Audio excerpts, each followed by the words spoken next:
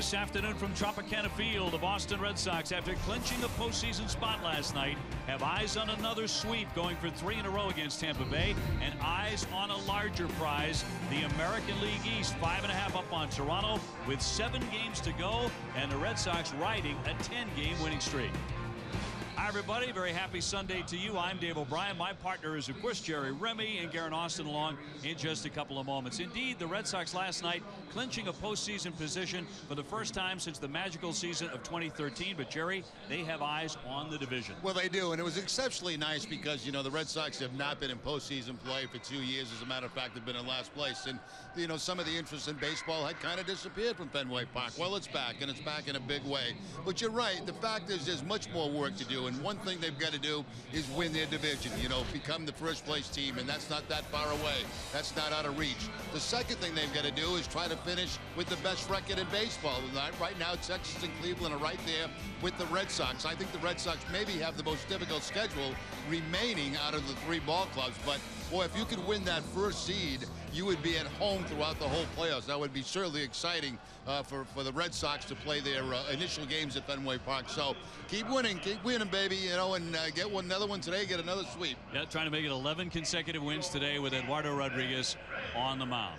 Perhaps by now you have heard the news of the tragic death late last night of the Marlins ace, Jose Fernandez. And today he will be honored here in this ballpark and ballparks around the major leagues with a moment of silence.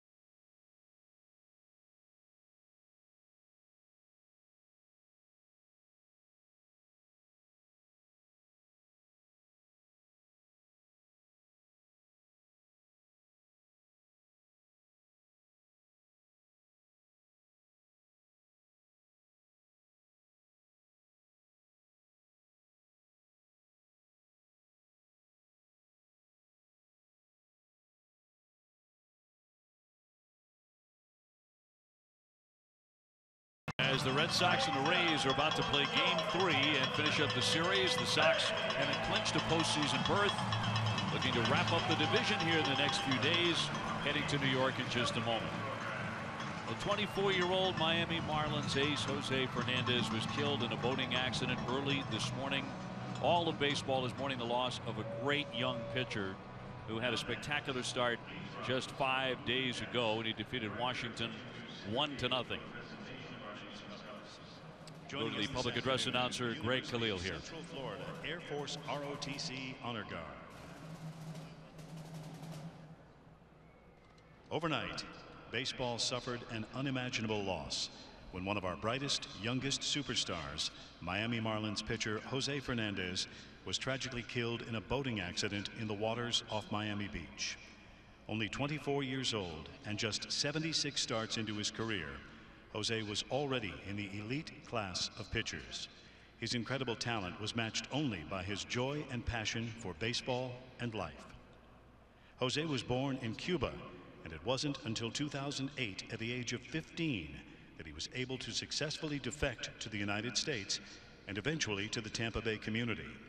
It was his 4th defection attempt, and on that trip, he courageously jumped into the waters of the Gulf of Mexico to save his mother after rough waves knocked her overboard. He enrolled in Tampa's Alonzo High School, where he led the Ravens to 2 Florida Class 6A state championships before being selected by the Marlins as the 14th pick in the 2011 draft. Our hearts ache for a life cut short and a loss that will be felt and remembered for countless years ahead. We ask you now to please join the Rays and Red Sox in a moment of silence for Jose Fernandez.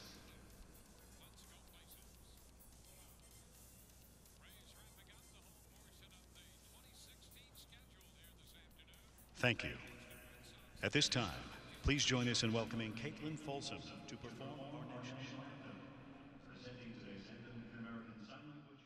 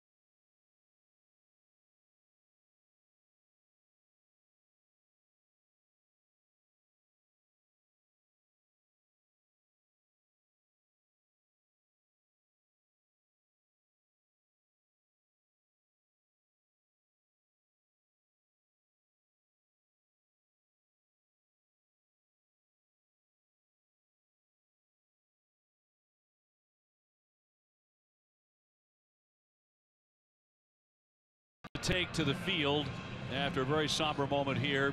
Moments like that being played out all over Major League Baseball today after the tragic death of Jose Fernandez. You saw the tears in the eyes of David Ortiz. There was to be a pregame celebration of Big Papi's career, but he asked that that be canceled today.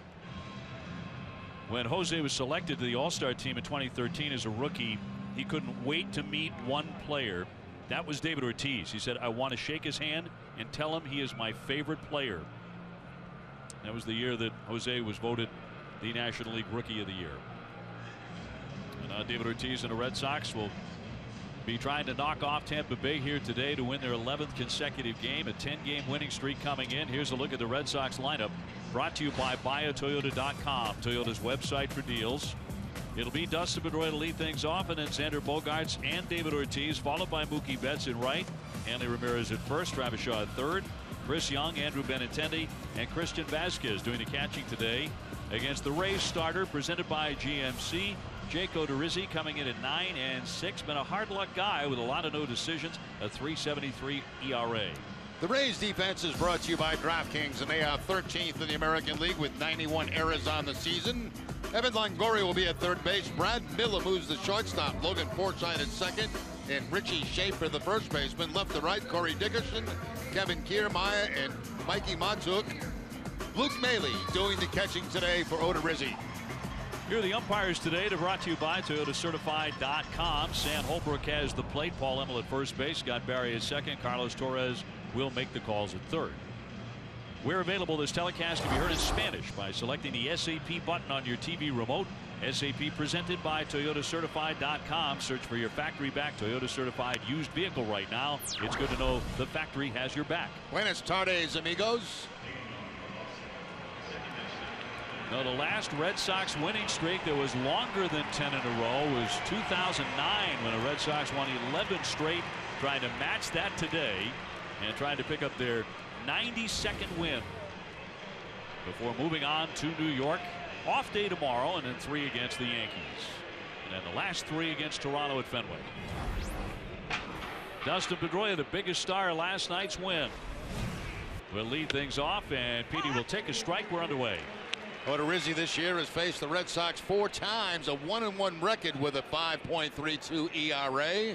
That changeup is a split-fingered fastball. 1 ball and 1 strike on Pedroia, who likes to face him. 375 against Odorizzi. It's 9 out of 24.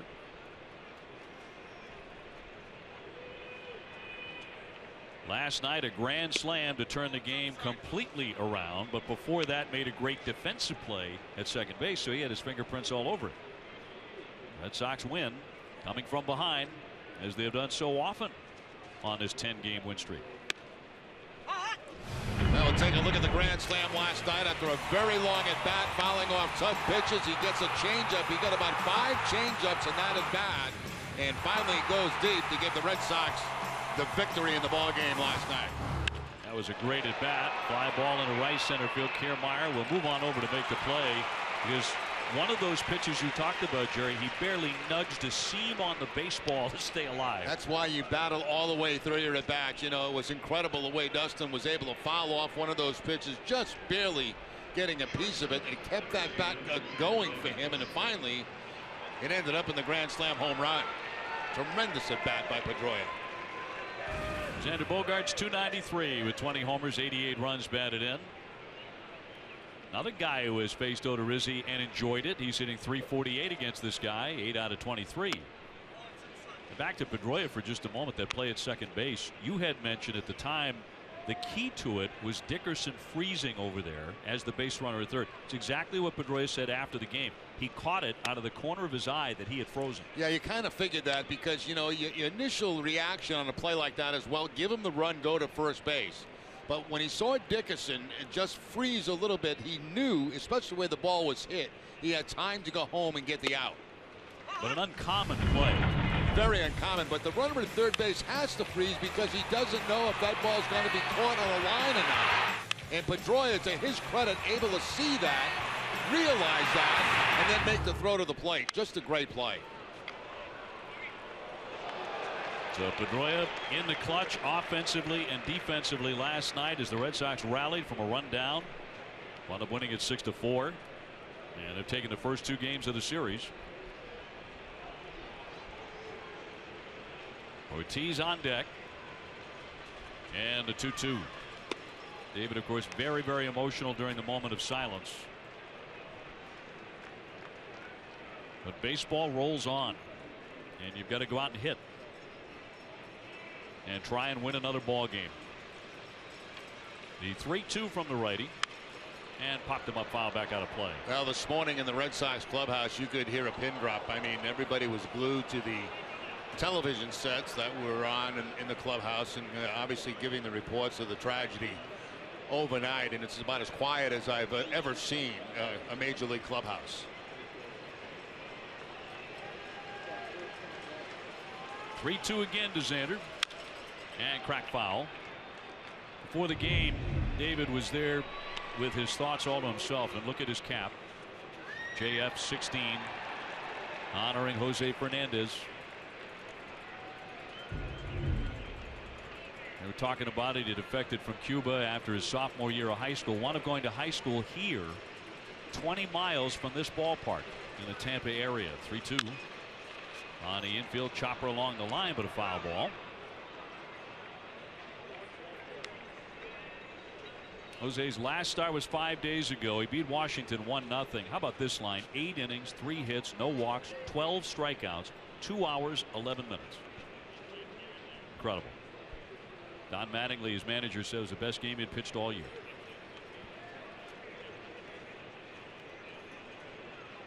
Xander back in with a count of 3-2. 1 down, bases empty. Just getting started here in game 3.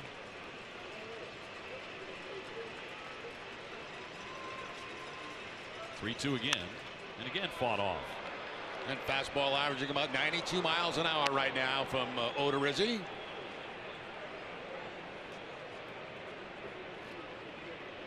Odorizzi 3-3, 405 against the Red Sox in 12 career starts.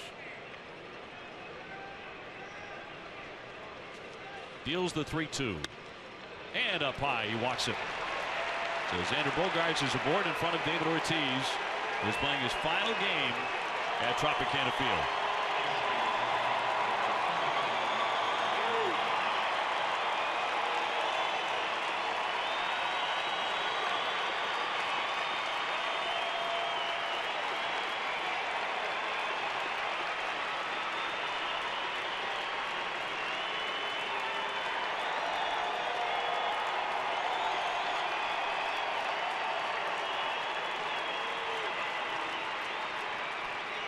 Hitting .318, 37 homers, 124 runs batted in. Hit a mammoth home run here a couple of nights ago.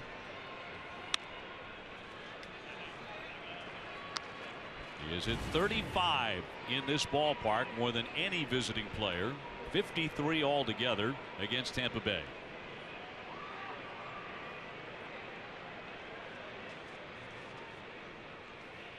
And a 1-0 will miss. Not by much, and to count 2 balls and no strikes. Yeah, Odorizzi would have loved to have that. This guy's tough enough to pitch against when you don't get close calls. David enjoying a really fine September. .353, 6 homers. And that's away for ball 3. Probably have the green light on the 3-ball, no count, no strike count. That's a decision I think that he makes all on his own.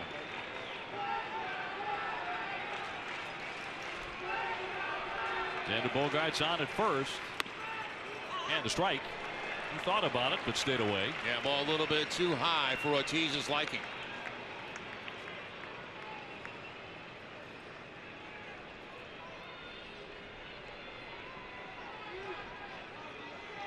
Right fielder Matuk is not far from the warning track out there.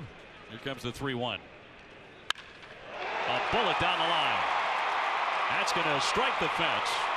Xander Bogaerts into third base. He pulls up there on the long single by Big Papi, and the Sox have runners at first and third.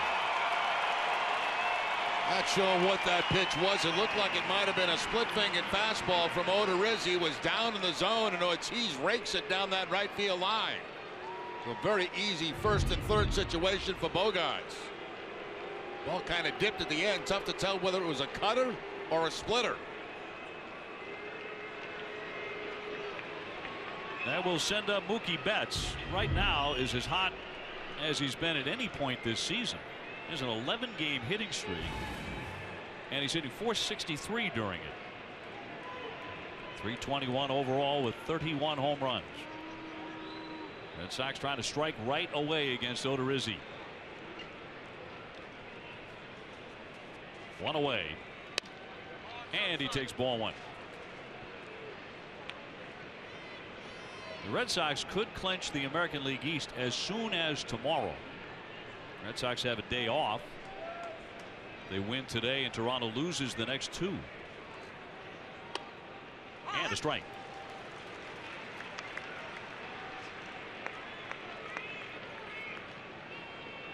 Red Sox last night clinching at least the number 2 wild card spot.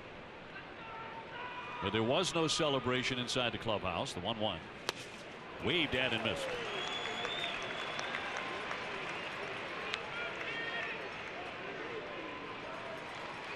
Odorizzi throws a lot of strikes. That sinker, the curve, the slider, the split change. He will also give up home runs. And the 1-2 into the dirt.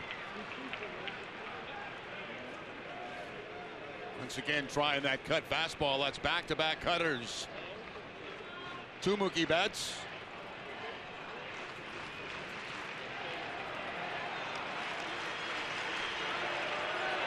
And Ramirez stretching on deck. Bogaerts at third, David Ortiz at first with 1 away. 2-2 and a chopper toward the hole, base hit. Xander Bogaerts in to score, Ortiz into second. The Red Sox grab a fast lead, 1-0. So the walk to Xander Bogaerts hurts Odorizzi right away. Now right again, the split-fingered fastball down in the zone, and topping it is Mookie Betts, but that big bounce gets through very quickly on the artificial surface. So the Red Sox strike early in this one. 12 in a row now for Mookie. 12 for 18 on the road trip.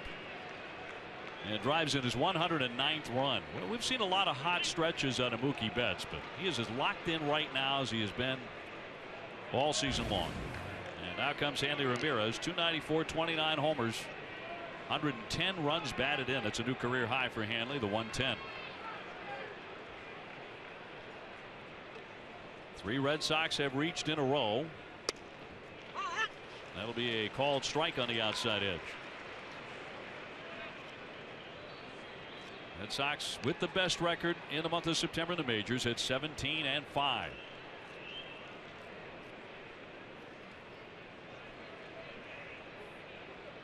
Ortiz at second and Betts at first. The 0-1.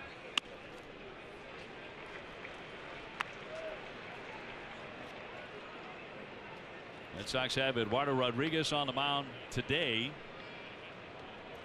And trying to make it back-to-back strong starts and help his cause for a bid to be one of the pitchers in the rotation for postseason play.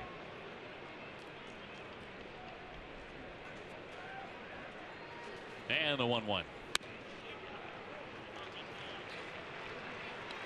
Back-to-back fastballs away from Hanley Ramirez, looking for something he can get in the air in this situation, or at least on a line. Does not want the ground ball double play to get the Red Sox out of this inning. Hanley's had a huge month of September. 10 home runs this month, 9 of them in the last 16 games. And he won't go after that one. The count goes to 3-1. So Odorizzi falling behind. And the Red Sox very patient with him. Yeah, tried the slider that time and no chase by Hanley Ramirez. Shaw on deck. Red Sox attempting to put up a crooked number against the righty here in the very first inning. And the 3-1. He went for it. All filled up now on Hanley. Yeah, challenged him on the 3-1 count. Went to the fastball at 93. Best fastball he's thrown so far today, and gets it by Hanley on the inside part of the plate.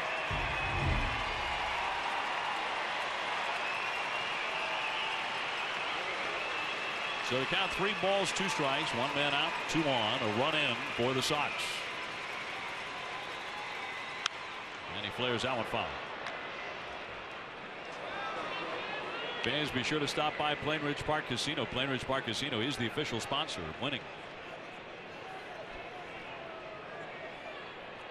This winning streak is the talk of baseball that the Red Sox have done here in the month of September, piling up a 5.5 game lead in a division everybody thought was going to come down to the last weekend. The 3-2. Hard grounder foul off third. That's going to be an interesting last week, that's for sure, because as we mentioned in our open, there is plenty of compliments left for the Red Sox. Obviously, winning the division would be the next. Getting the best record in the American League so they can have home field advantage would be another. Red Sox jumped past the Indians last night in that race for best record. Still trying to chase down Texas, or a game behind Texas, but now half a game in front of the Indians. And still time to do something about that. Now the 3-2. Bounding ball to short. Miller to Forsythe, one on to first, and they turn the double play. So that'll do it. The Red Sox will settle for the 1 on top of Odorizzi, 1-0.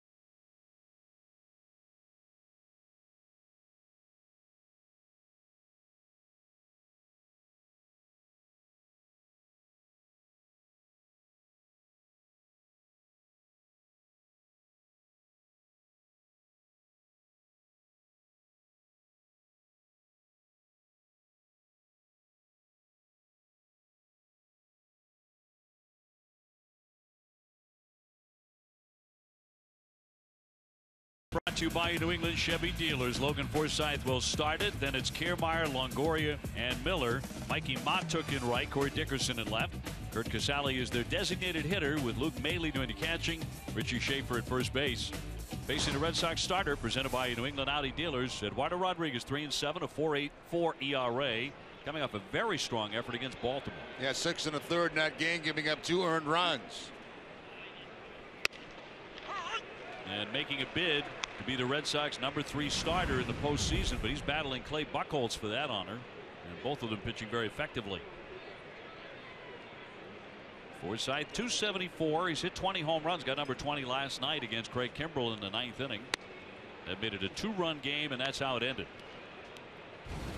The Red Sox winning their 10th in a row.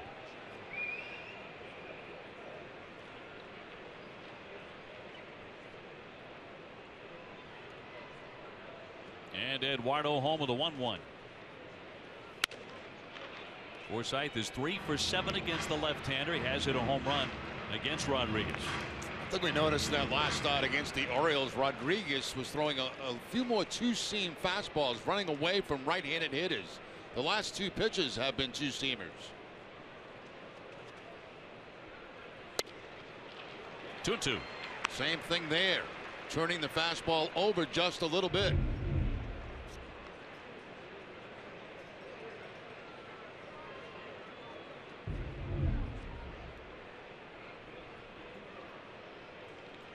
Kevin Kiermaier on deck, and the 2-2. A bullet, but caught. And shot right there behind the bag for a quick out. The Red Sox defense is brought to you by Southwest Airlines, and they are 4th in the American League, 74 errors. Travis Shaw at third base, and Bogarts the shortstop, Dustin Pedroia at second, and Hanley Ramirez the first baseman. Left to right, Chris Young, Andrew Benintendi at center, giving Jackie Bradley a day off. Mookie Betts in right, and Christian Vasquez doing the catching for Rodriguez. Here's Kiermaier, 248 with a dozen home runs. And always a threat to drop down a bunt. Well, you see the defense that the Red Sox have on him. They get Travis Shaw in close at third base, even with the bag. He'll come in closer, and also Pedroia will move in at second base in case of a drag bunt in that direction. Into the mitt with a foul ball. We have seen him do that against the Red Sox. Push that bunt past the mound in the direction of Pedroia. Yeah, that's exactly why Dustin will be playing shallow until you get 2 strikes on him, at least creeping in. Rodriguez looking to put him away, and flare down the left field line, slicing. Here comes Young on the move, but can't get it off into the bullpen. Like a really fine play made by that youngster. Look at Joe Kelly with the high five. How about that seat? That's a great seat, isn't it? Get to listen into the bullpen all game, talk to those guys, get high fives. Yeah, catch a souvenir. It's a pretty good day. 0-2 up top. Longoria next. There's the ball going into the stands. It finally ends up in the kid's hands. You can't believe it. Might have landed in his cup holder. That's room service. 2 balls and 2 strikes.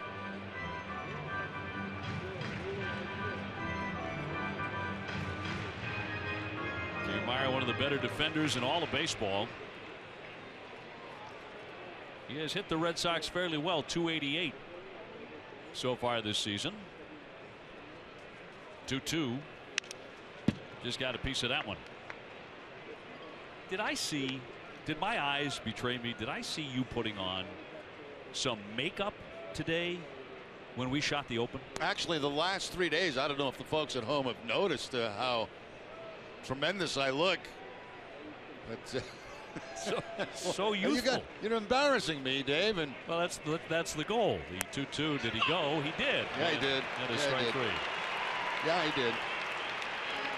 But back to this makeup thing. I mean, well, you usually don't ever wear makeup. You don't put anything on at all. And people have been texting in like, Jerry looks like he's had some work done. We were in Baltimore, and actually our stage manager, Stephanie, had some, and I said, no, it was actually yours. It was yours. It was mine. It was sitting here. It was sitting right on the table, and I said, you know what? I said, let me try some of that, see if it takes some of the shine off. So I did, and next day she brought in a little thing of that's supposed to be specially for HD TV. Yes. And, you know, the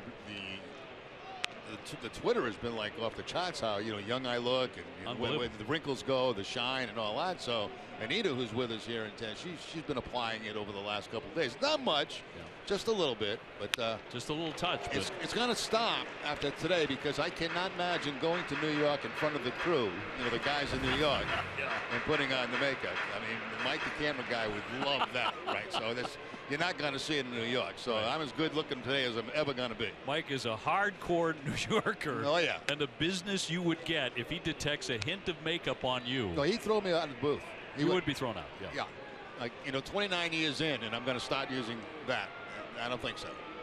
Well, you look great. Twitter is all a flurry over that, swearing you've had some plastic surgery. Longoria hitting .276 with 36 homers and 95 runs batted in, 4 for 7 against Rodriguez. Red Sox in the lead here, 1-0. I need it every day just to get through that shoot. And you're right about the high def. It's terrible. I mean, everybody looks horrible. Line shot, but Bogarts can't get to it. The base hit for Longoria.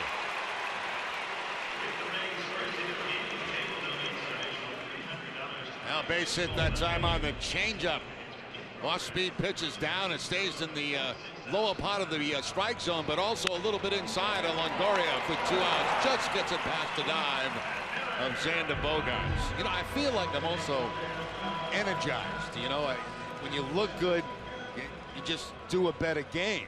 You know, so when you look good, you feel good. Exactly. So why doesn't that happen to everybody? I just, you know, I don't feel as good as you do.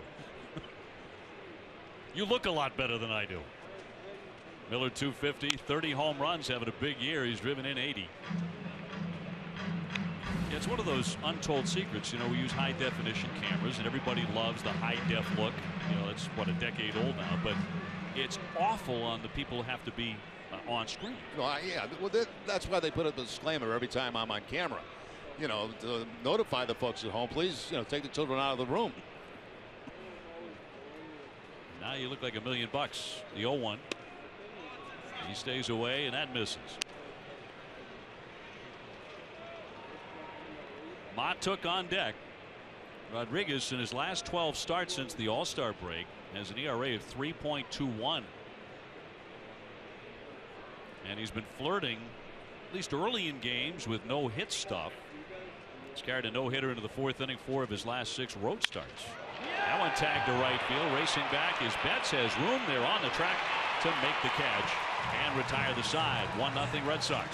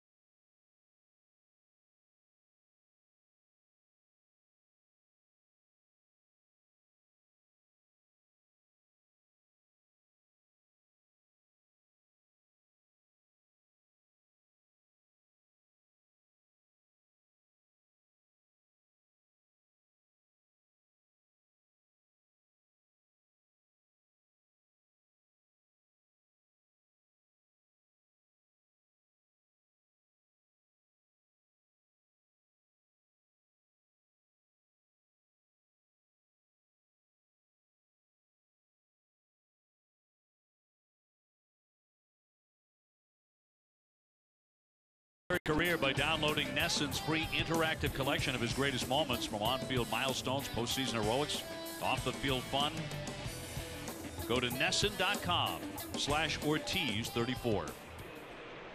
Travis Shaw starting off the second inning. They just showed a vignette of David's highlights here against Tampa Bay and against the Yankees and a good many other opponents. And then he got a standing ovation in between innings on what has been a very emotional day for him and a great many in baseball. Thanks for the memories. Shaw takes one up high. Travis hitting .246, 16 homers. He's driven in 71. 1 for 15 on the trip. So trying to get hot here as we move toward the last week of the regular season. In tight at the elbow. Everything upstairs too. You can see, with the exception of the first pitch, once they get ahead, they tried to elevate everything on Travis Shaw. He knows that. 2-2 and in there for strike 3. So that one at the bottom of the zone to catch him looking. Yeah, that surprised him because everything had been upstairs, the top of the zone, out of the zone, and all of a sudden he goes back downstairs. It was supposed to be away. Catcher reaches across right down the middle. Chris Young is in left field today, .277 with 9 home runs. We talked about this, the fact that Odorizzi has been Mr. Hard Luck for the Rays with 16 no decisions. That leads the majors. 3 more than any other pitcher, and the most in the major leagues in 3 years. Got an ERA under 4, so he's deserved a better fate. 3 times he's left the game, and they have blown a save for him. That's what happens on teams like Tampa Bay that don't score a lot of runs. They're involved in a lot of close ball games, and a lot of times those pitches end up with a no decision. Fouled back by Young. Benintendi would be next. And no baseball tomorrow for the Red Sox, but Tuesday, Wednesday, and Thursday in the Bronx. Red Sox have already long since eliminated the Yankees from division contention. That one downstairs. Wild card right now has Toronto and Baltimore in line. A half game over Detroit, 2.5 over Seattle.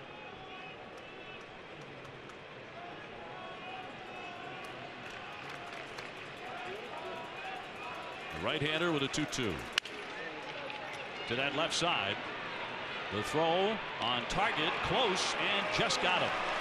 Bang bang play. John Farrell is up on the top step, and he's considering a challenge on this. Very close at first base. Chris Young was getting down the line, but they're not going to challenge it.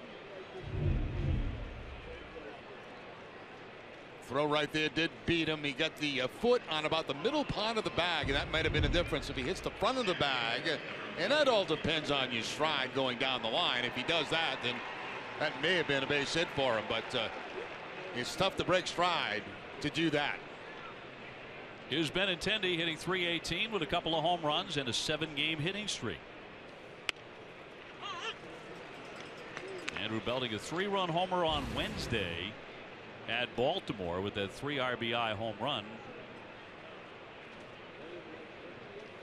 Big hit in that game, and the count moves to 0-2. That was after the Orioles really kind of put their heads down after the throwing error by Davis, scored 2 runs and put the Red Sox in front 2-1. And for all intents and purposes, what Andrew did after that was end the ball game with that 3-run shot to right.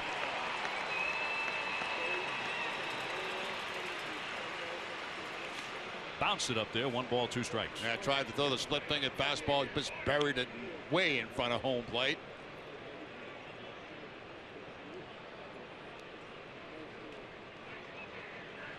Red Sox in front 1-0 here against the Rays. 1-2 coming. Christian Vasquez gets a start today. He's on deck doing the catching.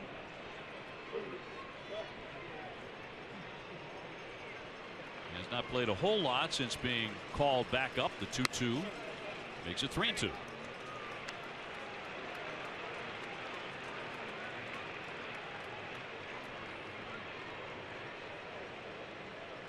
With a victory, the Red Sox would improve to 92 and 64. 3-2 coming. He walks him. Second free pass issued by Odorizzi. This one coming with 2 down. The most popular way to follow the Red Sox postseason push is with MLB.com at bat. It's the #1 app for live baseball.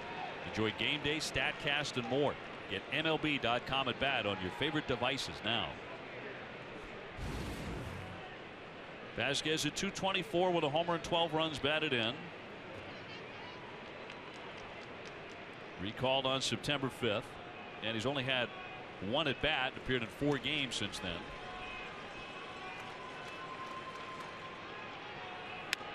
He takes ball 1.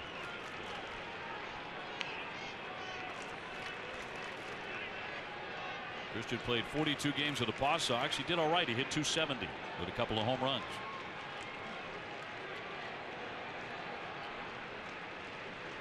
Benintendi aboard and back in on the dive.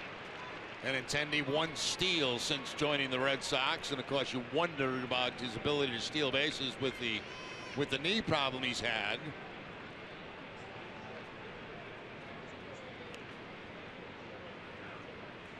Two down and the 1-0 pitch. He's taking in there for a strike. And Pedroia on deck.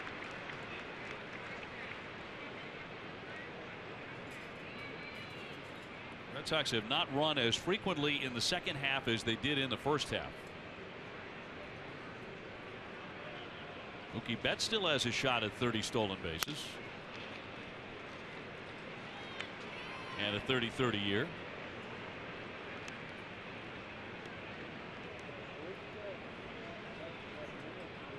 Certainly an athletic Red Sox team. And as always, Mookie wearing out the ear of Torey Lovullo.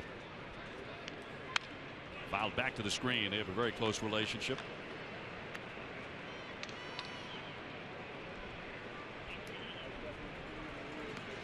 And Mookie always asking questions. A very curious mind.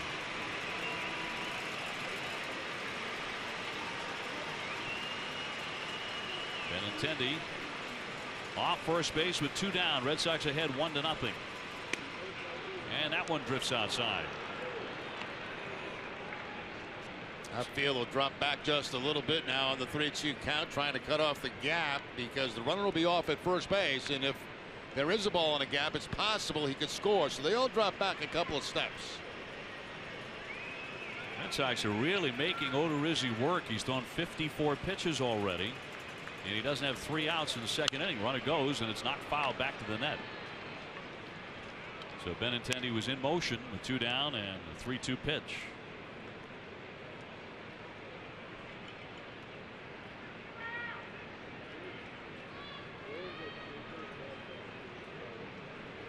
Now, since the All-Star break, Odorizzi has one of the lowest ERAs in the American League, 2.68. 2 notches behind Rick Porcello at 2.51. Runner goes, and again fouled away. It's tough for Vasquez. He hasn't had an at-bat in a game in a long time.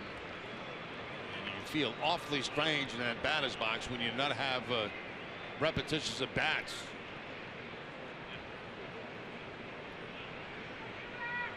Well, for a chunk of the season, he was the Red Sox #1 catcher.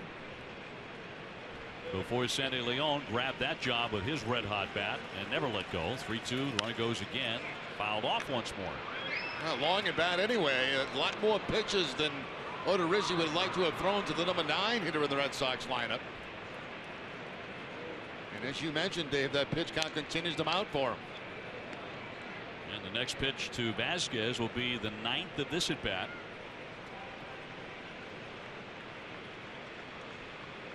Red Sox lineup wears you down. 3-2 again. Benintendi on the move. Foul to the screen. Somewhat mindful of Pedroia's at bat last night, although Pedroia wound up crushing a grand slam. Yeah, Pedroia last night was fouling off a lot of changeups. It's fastballs now that Vasquez is fouling off. Pedroia with his 14th home run of the year. The Red Sox turned it around and won the game.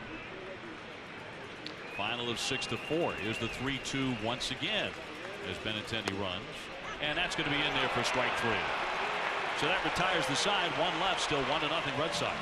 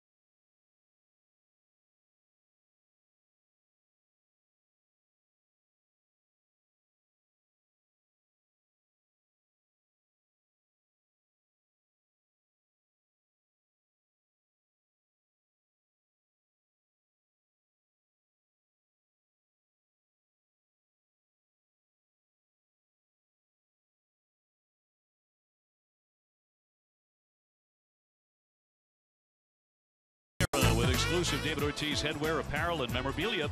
Available now at the 47 Big Poppy Shop on the corner of Yawkey and Arthur's Way. To the bottom of the second inning.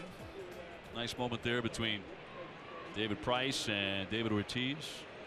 I love that shot, you know, because remember when Price signed here with the Red Sox and there were questions, oh, how are they going to get along? How is Price and Ortiz going to get along, because they had a history against each other? And I kept saying, they're going to be fine from the first day of spring training.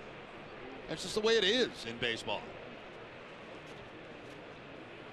Montook fouls that one back. I remember that vividly. And when they met, first couple of days of spring training, David came over and gave him a big hug. They started to talk. They shared a couple of jokes, a couple of laughs. And when Price walked away, he said, now I feel like I'm a member of the Boston Red Sox. Yeah, well, he met the big guy, you know. 0-2 coming. Montook just 177 with 2 home runs.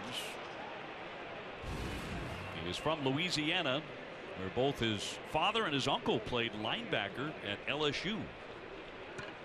He was an all-state quarterback there. In fact, entertained some offers by recruiters to play football and baseball.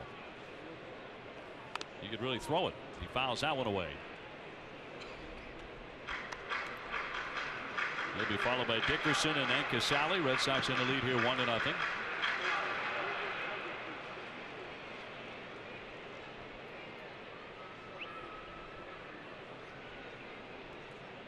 Rodriguez looking for his second strikeout of the day. It skips to the plate. I love that Vasquez. You know, I like his actions behind the plate. You know, he really commands a game. Like, he called for the slider that time. He's pointing to the ground. He wanted to make sure that Rodriguez cut that ball down. Well, he did get it. He bounced it. But watch him give the sign.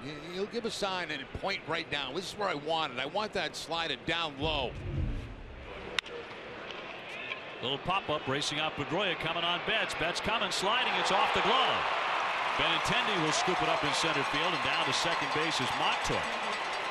So Mookie got a little bit unlucky. I wonder if he got some of that stuff that's underneath there, the artificial turf, in his eye. Yeah, it certainly seems that way. I don't know what it is under the turf, but when he goes down, I think some of that pops out of the turf and gets into his eye. Hey, you can see it right there, the dirt coming up or whatever it is, and kind of blinds him there for a second. I believe it's like tiny shredded pieces of plastic or tire or something. I've heard tire. Yeah. You're going to need some attention here. I think the most stunning thing about that is Betts didn't catch the ball. Yes. It, in fact, went for a double.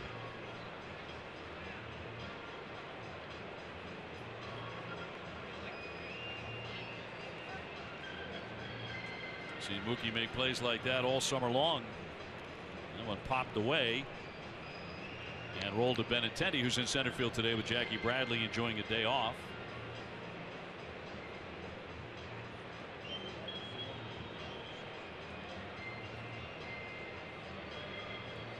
Mookie clearing up his vision.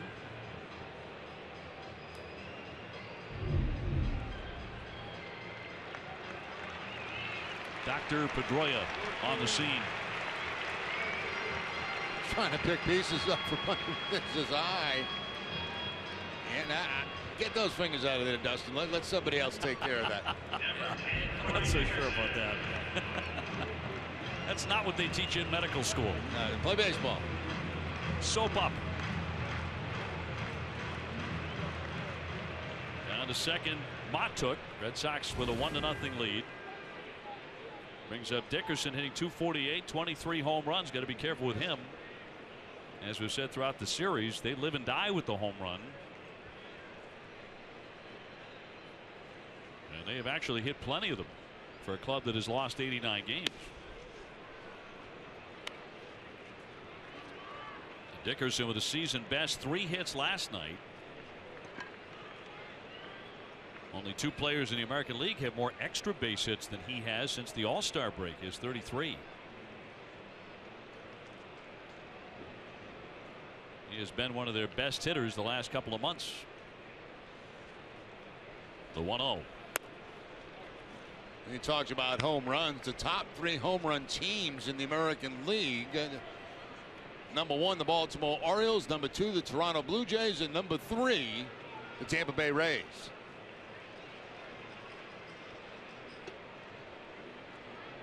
Kurt Casale on deck. With a man at second, nobody out. And dropped by Vasquez, no advance by the runner. It does, however, say a lot about the state of the Rays offense that Casale is the designated hitter. Man on deck, and he's batting .170 with 7 home runs.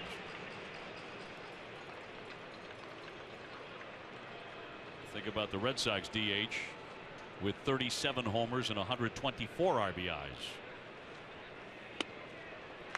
And that's outside for ball 4. So Rodriguez pitched to him like he didn't want anything to do with him. That'll put runners at first and second with none out. Red Sox season ticket holders, you can experience the best seats, price, and benefits Fenway has to offer. For information on becoming a season ticket holder, call 877 Red Sox 9 today.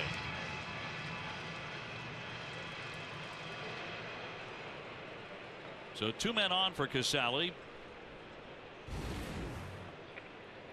He played youth baseball in Connecticut. One of his first coaches was the great Mike Lupica, best-selling author and the longtime New York sports columnist.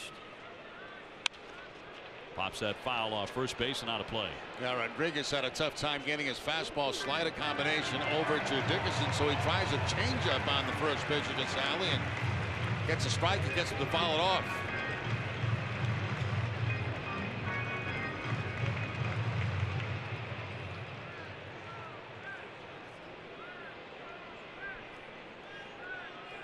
Mott took it second, Dickerson at first.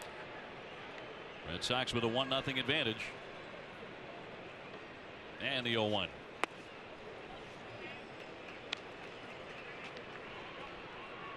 I'm not sure Eduardo Rodriguez will ever forget it, but the worst performance of his career happened right here in this ballpark back in late June, when he lasted only 2 2/3 innings, giving up 11 hits and 9 earned runs. That was a career high 11 hits.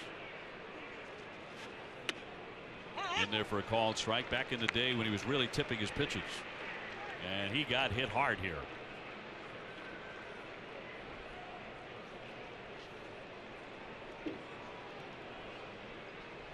That was the night of that pep talk on the mound from Dustin Pedroia, if you can call it a pep talk. He 1-2, fouled back to the screen.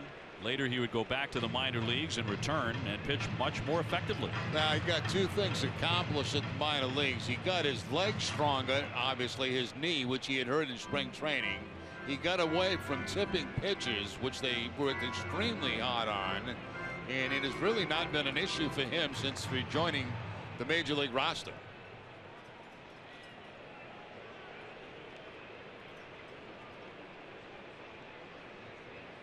Must be a big spot for a strikeout from Rodriguez. He has one already today.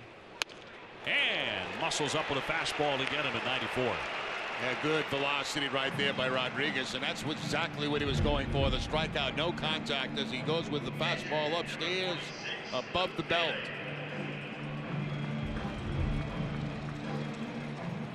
So now double play can get him out of the inning despite the double and the walk.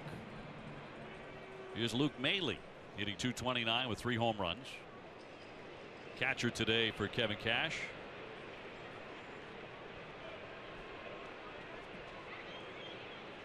And Rodriguez looking for ground ball right at somebody as he takes ball 1.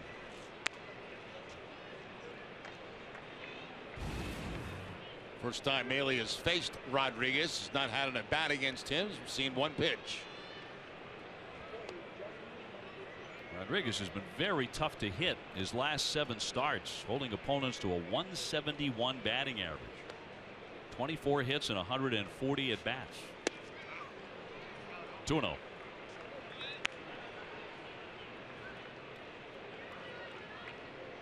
Had the great run at the no-hitter at Oakland back on September 4th. Very tough against Toronto on the 10th. And 6 1/3, just 4 hits against the Orioles in his last outing, and he got the win 5-2. 2-0 pitch and a base hit into left field. Mott took into third. They'll put on the brakes there as the throw comes in, and the bases are going to be loaded up. In front of the number 9 hitter Schaefer. Rodriguez that time having trouble getting the changeup down in the zone and stayed upstairs, and a good pitch to hit from Maile. You see the off-speed pitch and you see the location of it. They want that ball down and away. Instead, it stays middle and it stays up in the zone. Young charged that ball well. It was hit hard, and there's no way Matuk could score from second base. So he goes to third, Dickerson to second, Maile at first base, and with 1 away, here's Schaefer. And another guy with a very low batting average, 152 with 1 home run. But no place to put him. Red Sox in front 1-0.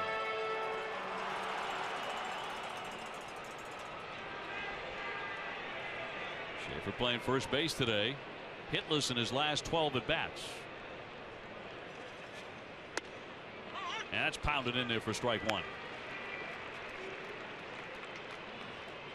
They called him up September 6th from AAA Durham. He was only hitting .227 there, but he had a little power, 11 home runs. All filled up here for the Rays, and the 0-1 pitch. 1-1. Elbow dropping down a little bit that time for Rodriguez, and that fastball went sailing up and away.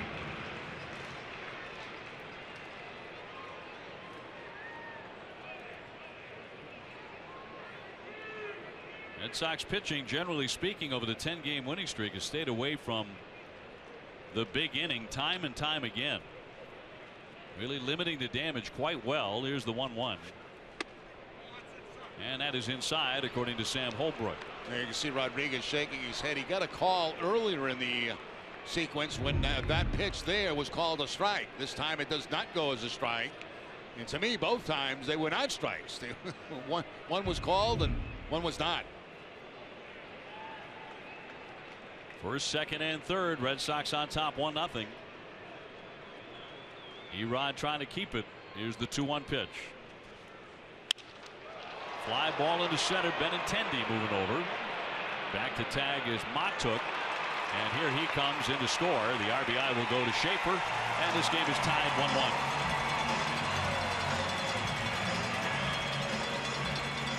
If doing his job, picks up his 4th RBI of the season on the sac fly. It's one of the things, I was listening in the cab ride home last night to Kevin Cash in his post-game show, and he was talking about this club has to get so much better at doing the little things. And, that time they did get it done. They had the bases loaded. Of course, you want more than that, but he did get the ball in the air, and he got a run home. He was talking about base running. He says they seem like they make a base running mistake every single night. That'll get old for a manager. Here's Forsythe. He's 0 for 1. Hit a hot shot liner that was caught by Shaw in the 1st inning. Forsythe, like David Price, grew up in Tennessee. Then he went on to play baseball at the college level at Arkansas, where he faced the Red Sox left-hander in the SEC when Price was the ace at Vanderbilt. And had a couple of hits off David. 2 down with runners at 1st and 2nd.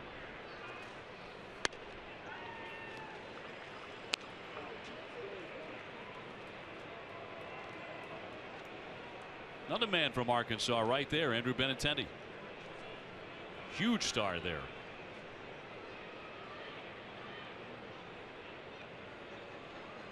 I really think did him a lot of good to have played college baseball. The 1-1. We'll miss away. Well, it's funny how that's changed over the years, over many years. I mean, it was the time when organizations really wanted a guy out of high school because they'd have him in the organization. The college programs weren't anywhere near what they are now. No, he thrived there. One of the great players at the college level in his time at Arkansas. Here's the 2-1. That picks up the corner, says Holbrook, and evens up the count at 2-2. Yeah, maybe a little bit of a gift right there for Rodriguez, but he'll take it. Again, away, everything has been on the outside part of the plate to Forsythe. Vasquez so very good at presenting the strike. They don't like us saying framing anymore. I think that makes the umpires maybe look bad. So presenting the strike is the key now. The count goes to 3-2. Did you get that? Did you get that at a conference or something? Did they tell you that? Who told you that? The umpires? I'm hearing it from, baseball people, executives going, try not to say framing. Well, I'm going to say framing because that's what it is. It's always been framing. Well, we're going to change it now, the presentation and or politically correct. Yeah, well, to me, men in blue, it's framing. All right, we're sticking with framing. That's what it is. 3-2 runners go and foul straight back. Hey, don't miss WB Mason Extra Innings Live right after the game. TC and Steve Lyons will break down today's game. You'll hear from Eduardo Rodriguez and John Farrell. Whatever, whenever, wherever, who but WB Mason.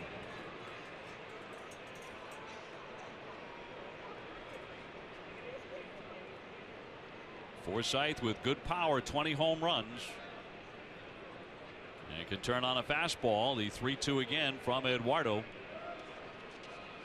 Runners taken off and down he goes. Swing and a miss. He got him. They get the 1 run to tie it and 1 apiece.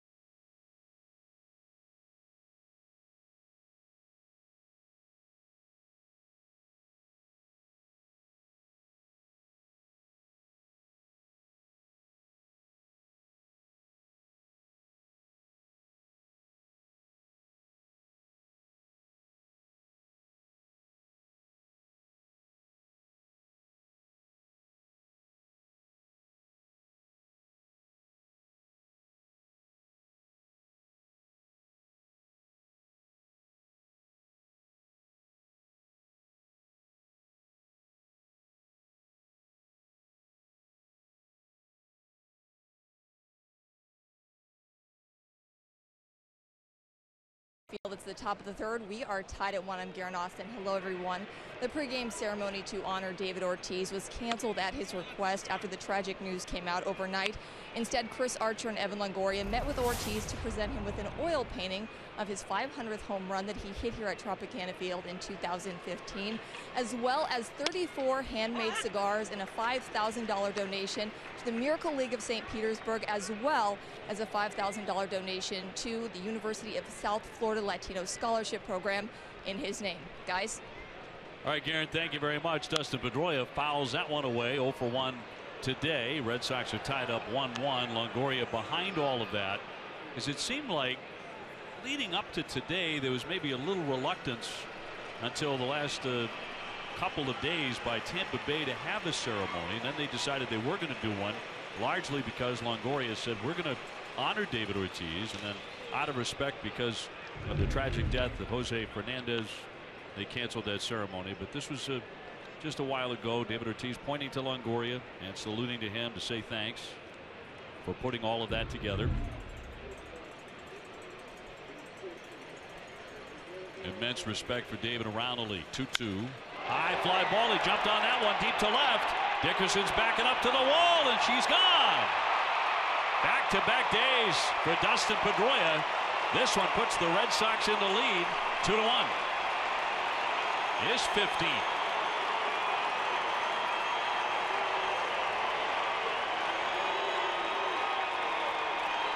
Now Pedroia last night on a low changeup, today on a high split-fingered fastball that didn't do a thing.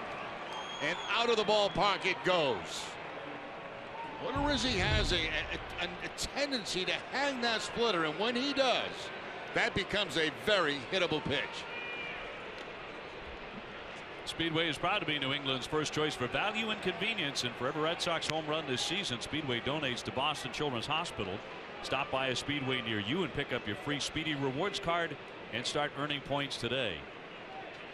Now, Pedroia had been grinding along, and he had gotten into a bit of a skid there. He had gone 0 for 17. He is out of it. Yeah, you know that wasn't going to last much longer. He's out of it in a big way. A couple of shots in back-to-back games. Xander with a walk and a run in the first inning. Driven in on a base hit by Mookie Betts, and now the Red Sox are back in front.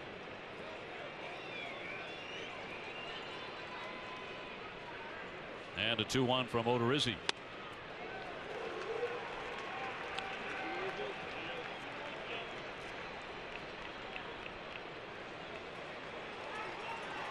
And Big Papi on deck. After punching a single his first at bat. Toward right field coming on. Mott took a sliding play, gets by him. It's going to keep on rolling almost to the warning track. Kiermaier has to back it up, and Xander scampers into second base. Now this should be interesting. He might have lost that in the light tower. It looked like he had it lined up perfectly, and then at the last moment couldn't see it. He comes in, slides. I mean, it's like he's in disbelief that he didn't catch the baseball. I honestly can't tell if he lost it in the lights or not, but he had no idea where the ball was. Going to go as a double. So a two-base hit for Xander Bogaerts, and now David Ortiz 1 for 1 today.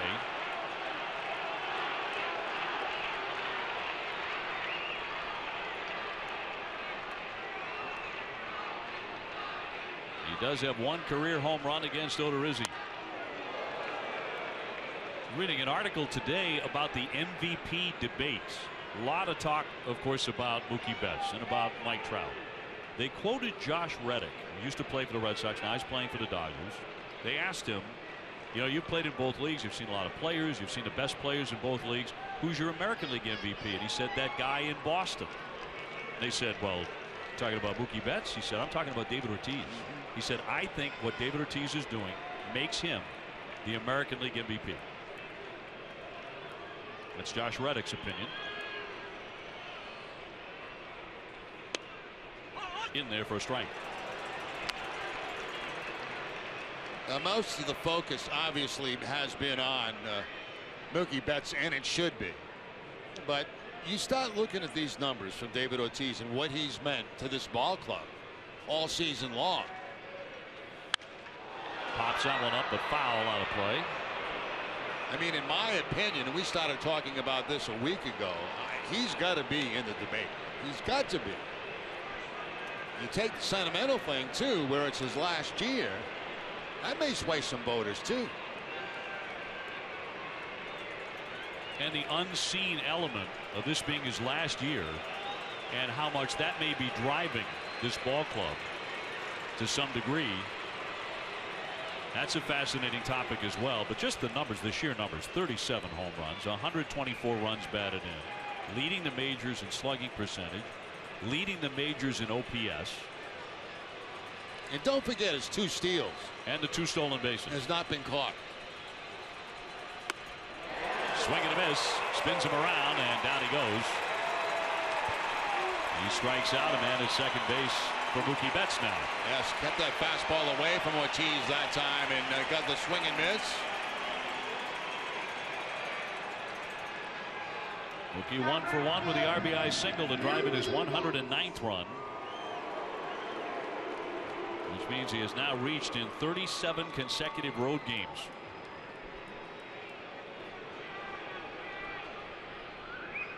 And ran his hitting streak to 12 straight. And stopped by Maile for ball 1.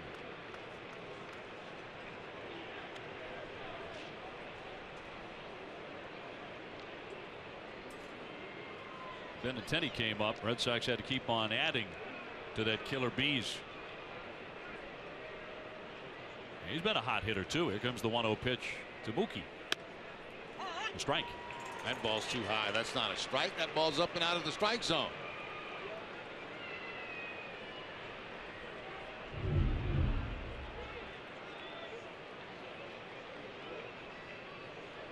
It has been a big plate so far from Sam Holbrook. The 1-1.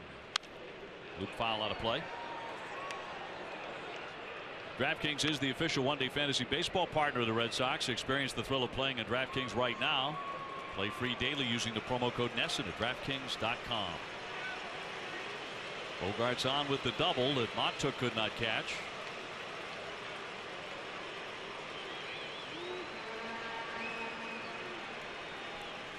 Betts looking for his 110th RBI. That would match Hanley Ramirez.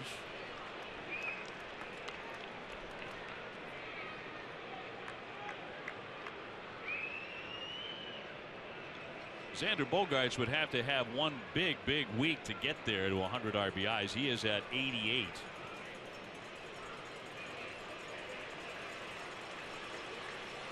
The 2-2 coming. Good cut on it, but he fouled it away. And again, you know, chasing a pitch that's upstairs a little bit, but he had to because one had previously been called in this at bat.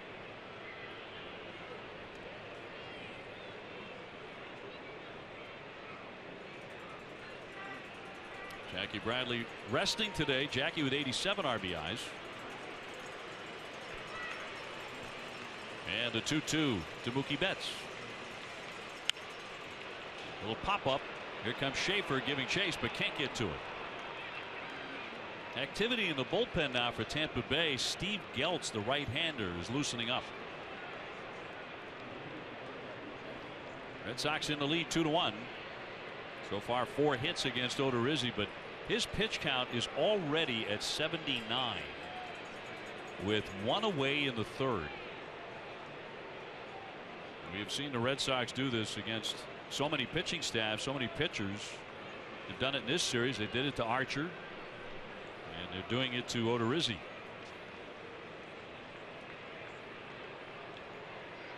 His pitching line brought to you by your Eastern Lexus dealers. He has walked 2 men.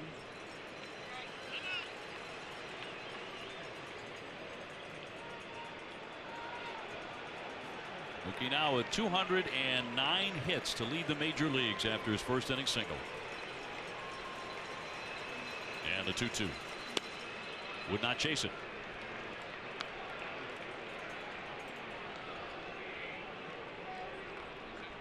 Not a good crowd here today.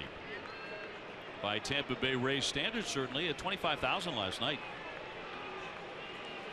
24,000 of them staying at our hotel. 3-2. is outside for ball 4. You noticed that, huh? Wow. I got to tell you, though, it's nice, you know, because you've got a lot of folks who live down here in the Florida area. They're big, big Red Sox fans, and they for the most part, always make the trip up when the Red Sox come to town. But they are really here in big numbers, you know, for a couple of reasons. First of all, Red Sox playing great baseball. The biggest reason, I think, is to see David Ortiz for the final time in person. And you know, it's been really remarkable. And I think he's responsible, totally responsible for these crowds we've had here this weekend, because we didn't expect this. Not at all. And the hotel is just, it's like out of control. But, you know, it's fun. I mean, it's great. Well, everyone's happy. You know, they're all smiling. Well, it's nice, you know, because that hadn't been the case for the last couple of years. So everybody's happy. And a 10-game winning streak to boot. Red Sox clinching at least that second wild card last night with the victory. And threatening to put some more runs up now. First and second with one away. Sox in front 2-1 to batter Hanley Ramirez. Hanley hit into a 6-4-3 double play in the first inning. He was 2 for 4 last night. And again, Odorizzi really slowing down his tempo with men on base. And a man working in their bullpen. And another generous strike there from the home plate on Holbrook. It is a big, big plate.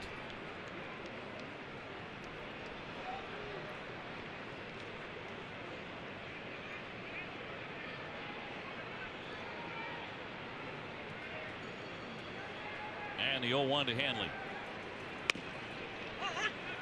Another strike.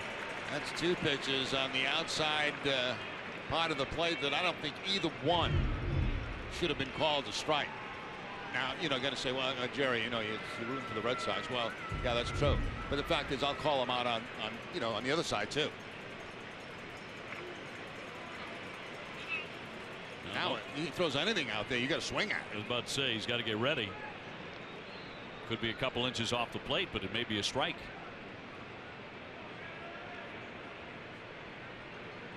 Travis Shaw on deck with Bogarts at second and Betts at first. And the 0-2. And another hot shot to the shortstop. Miller to Forsythe on to first for the double play. That will do it, but Pedroia strikes again, and the Red Sox lead it 2-1.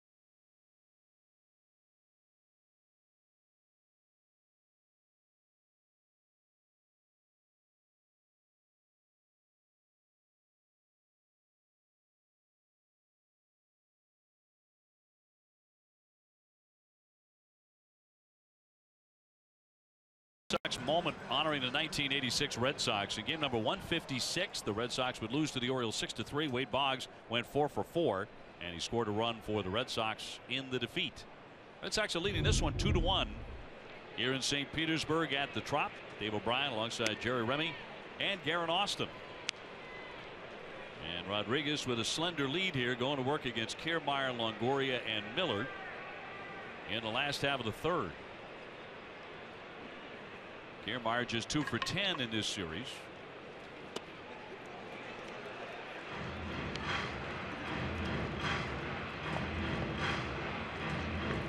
If he gets on, he'll be looking to run.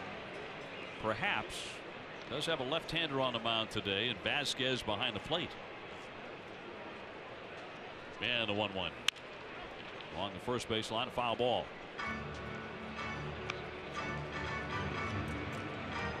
Red Sox have been rolling in all phases of the game, but on the road now with a record of 45-32. At this point in the year, it'll be 13 games over 500 on the road. One of the more impressive things this club has done. We've talked about it, Jerry, the road trips that the Red Sox came out, 7-4, 6-3, that were make it or break kind of road trips. Absolutely. And we've also talked about, we looked at that schedule back in spring training and said, man, this last half of the season, August, September is going to be really, really tough. And it's not easy going on the road and playing and winning. They've been up to the task. Yep. The metal has really been tested. And the Red Sox coming through really with flying colors.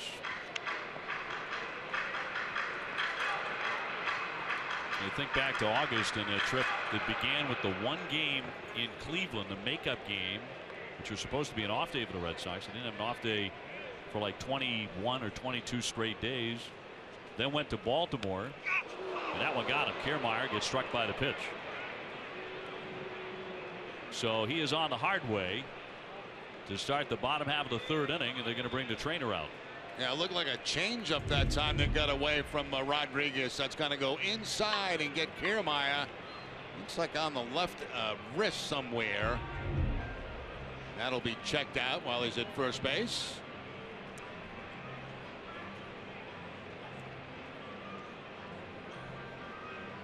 Go back to last inning when Hanley was the plate, and we kind of mentioned in the fact, the first 2 pitches to him were outside, and he kind of leaves you as a hitter saying, well, then I've got to swing at anything outside. There's the first one I thought was not a strike. The second one I didn't think was a strike. Now Hanley's going to swing at anything that's out there. That ball clearly not a strike, but he figures if he lets that go, it's going to be called. Ends up in a double play, and then, just a little conversation with Holbrook, the umpire, saying, okay, look, just do me a favor. If that's going to be a strike all day, let me know. So, I may jump on something earlier in the count, then wait till I get 2 strikes where I have to swing. And a very professional way to do that. Yeah, that's the proper way to do it. And then you get a decent answer. You get an honest answer out of the umpire. Here's Longoria. He had a base hit first time up. Red Sox have the lead 2-1. Kiermaier on at first base with excellent speed. Baseball with a moment of silence in every ballpark today and tonight after the tragic death of the 24-year-old Marlins ace Jose Fernandez, killed in a boating accident in Miami in the early morning hours. An absolute shocker. Shockwaves all through the sport. Fernandez defecting from Cuba after his sophomore year of high school. He fled Cuba with his mom and his sister in an overcrowded boat in the dark of night. He had tried to defect to the United States 3 times before.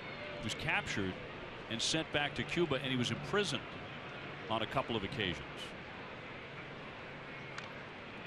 And on the 4th attempt, the story was a rogue wave crashed the boat, and his mom was sent overboard into the ocean. She couldn't swim. Jose went diving into the ocean to save her from drowning, and did.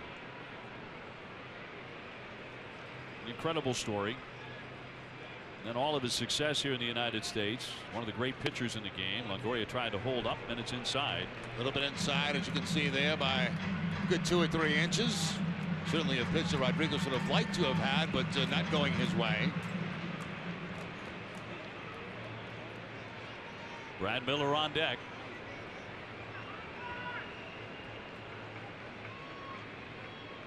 And Rodriguez accepts a sign from Vasquez and tosses to first. Kiermaier with 20 steals on the season, only caught 3 times.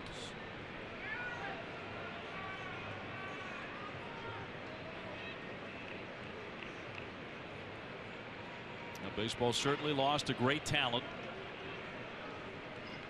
Guy who's going to be one of the great pitchers in baseball for many years to come. The 2-1. Foul back.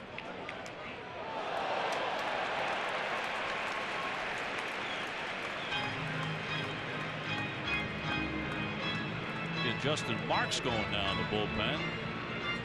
So he's the second guy to be warming up down there at the right field line. Does not look like it's going to be a long day for Odorizzi. Longoria with 36 home runs, a big year for him. Big bounce back year. He hit 21 last year. Cut on and missed, and he got him. He strikes him out.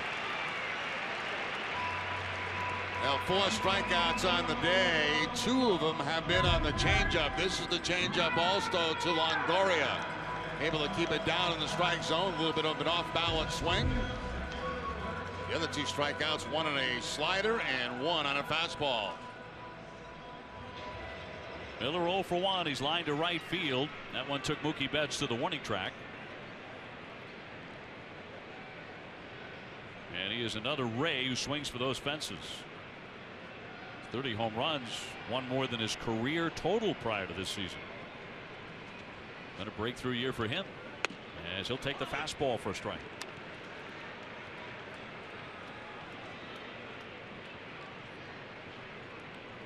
Of the 30, 22 have come in this ballpark near Tropicana Field.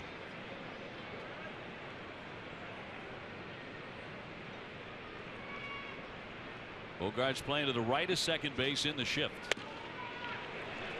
And it's 0-2. Challenging that time with the fastball at 91 miles an hour in sight. Trying to tie him up a little bit.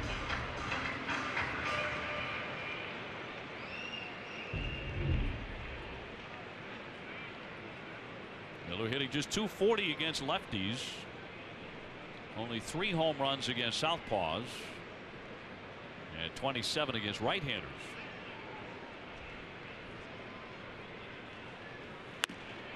Swing and a miss. And Miller down on strikes. Back-to-back Ks. Now they've got a couple of lefties in their lineup, Miller and Dickerson both, who you can elevate the fastball on when you get 2 strikes on them. And there's the fastball up about letter high and no contact. Number 5 for Rodriguez.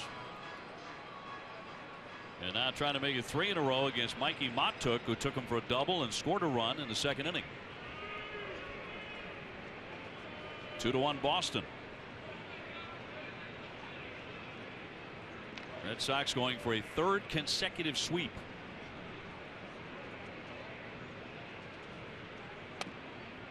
In for strike 1.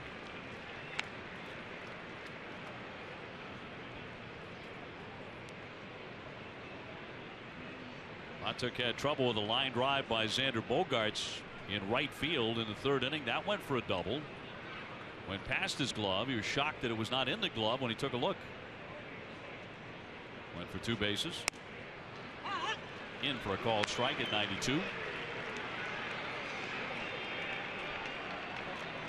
So 0-2 on Matuk. The inning began with Rodriguez hitting Kiermaier with a pitch. He's still there at first.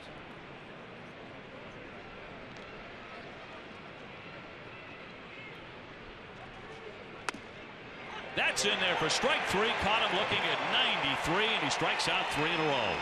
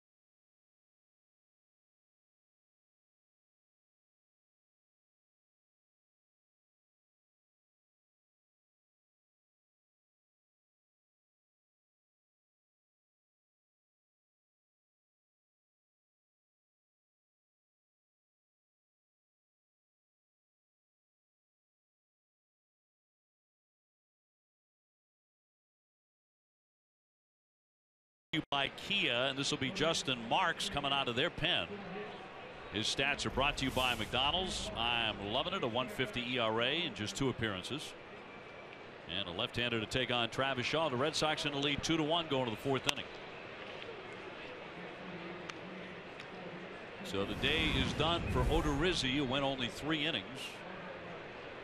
He allowed a home run to Dustin Pedroia, which is the difference in the game. There's a flare to left field, but Dickerson right there, and 1 away. First time that Marks has faced somebody other than the Yankees. The first 2 appearances he's made were against the New York Yankees.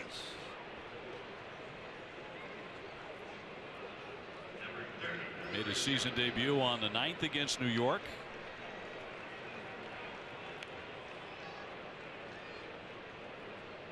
And we'll take on Chris Young here. Chris 0 for 1. He is grounded to the shortstop. He's in left field today. Mookie Betts in right, and Andrew Benintendi getting to start in center field. He's on deck. A rare day off for Jackie Bradley.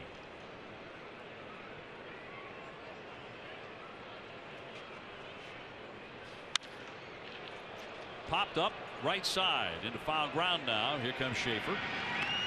2 away. Benintendi will be next. Ace Ticket has playoff tickets on sale right now. Get your postseason tickets at no risk with a full refund for any game not played. Visit aceticket.com for more details and to secure your Sox tickets right now. The Sox are in. You know they're in postseason play, but hungry to win the division with a 5.5 game lead, including today's 7 games remaining.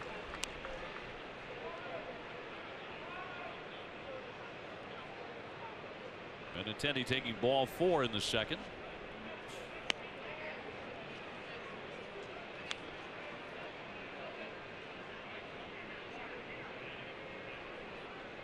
You don't sense, Jerry, that anything has changed walking through the Red Sox clubhouse today after clinching a postseason spot last night? No, there's still work to be done. They all know that. You know, look, they've got plenty of guys that have been there, done that.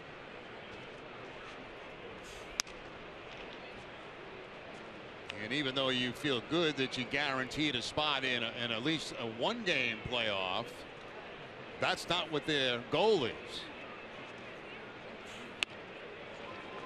2-2 on Benintendi.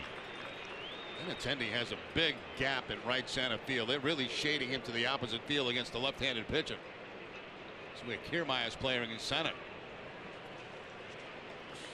2-2 from Marks, and that one just missed. Although we've seen that pitch called a strike.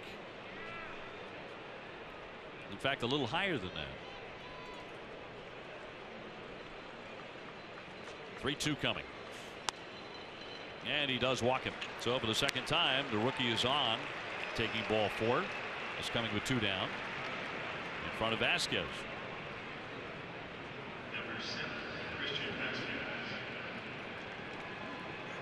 Christian 0 for 1, struck out looking in the second inning. Red Sox ahead 2-1.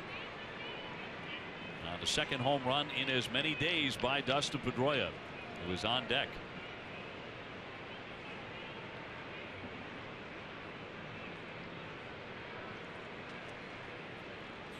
Vasquez gets a breaking ball for ball 1. Pedroia last night with the grand slam. When he touched home plate, he scored his 100th run of the season. And now 101 with another home run. Gives the Red Sox 3 men who have scored 100 runs. You don't see that very often. Good teams, playoff teams, will often have a couple of guys, but 3 guys who scored 100 runs, along with Betts and Bogarts.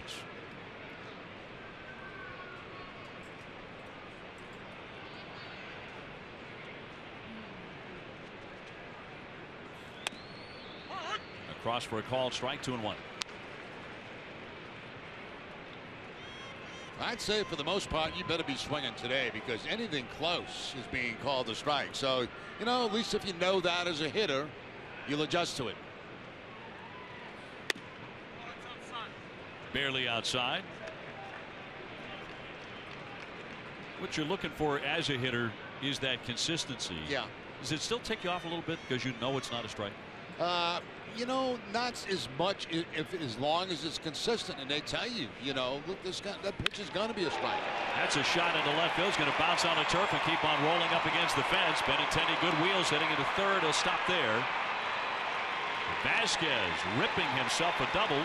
Puts runners at second and third for Dustin Pedroia. That's nice to see from Vasquez. Very limited playing time since being called back to the big leagues, and this time, you know, hooking the ball down in that left field corner. Last time it looked like everything was designed to go the other way. This time he gets the barrel of the bat out, pulls the ball, and Red Sox have second and third now with 2 outs. So Pedroia can do more damage. Double number 9 for Christian. It's all happening with 2 down, the walk and the 2-base hit. Pedroia with a home run back in the 3rd inning to give the Sox the 1-run lead. It looked to be a split-fingered fastball that didn't split.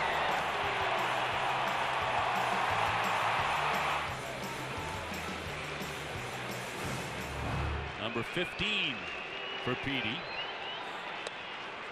Breaking ball in for a strike. Hit the grand slam last night against Danny Farquhar, who was very, very complimentary of Pedroia afterwards. He thought it was a spectacular at bat. He said that's why he's the player he is, to hit that ball as far as he did in there for a called strike at the end of a long at bat.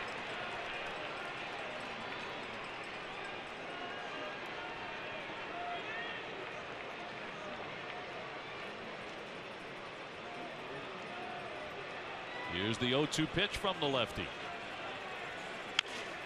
And a trickler. The pitcher guns and gets him at first base. Marks with a nice play to retire the side. Still 2-1 Boston.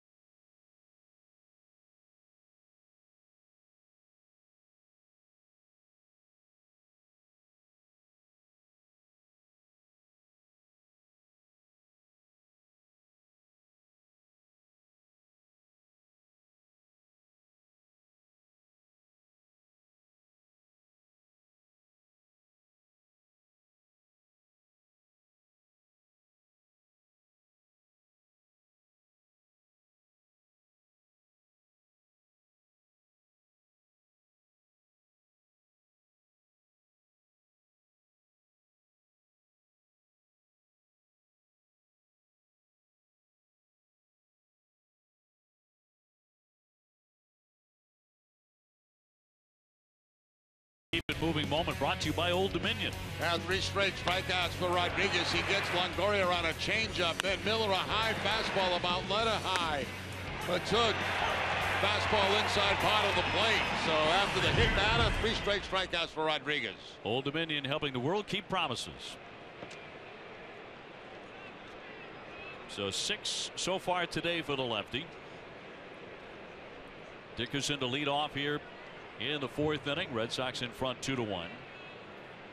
Eduardo walked him first time. Then it'll be Kurt Casale and Luke Maile. Tampa Bay trying to avoid their 90th loss of 2016. They're 65-89.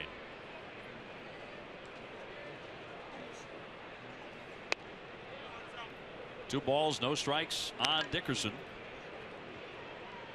He comes from the tiny Mississippi town of Macomb, 13,000 in population, but a lot of famous people were born there. Britney Spears, Bo Diddley, Gerard Dyson, the Kansas City Royals outfielder, and Corey Dickerson, who knocks that one down the line, but sailing out of play.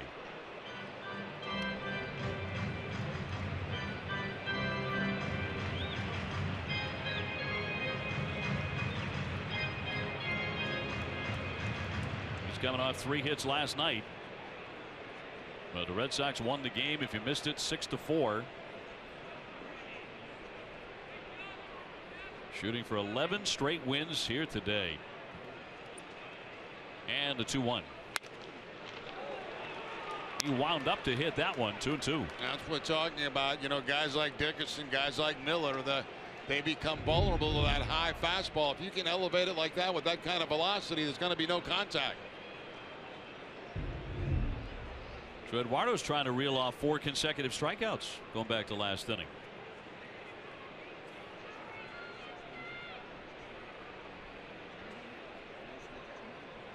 The 2-2 offering.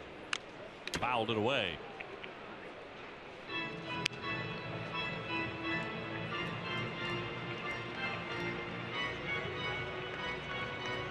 Casale on deck.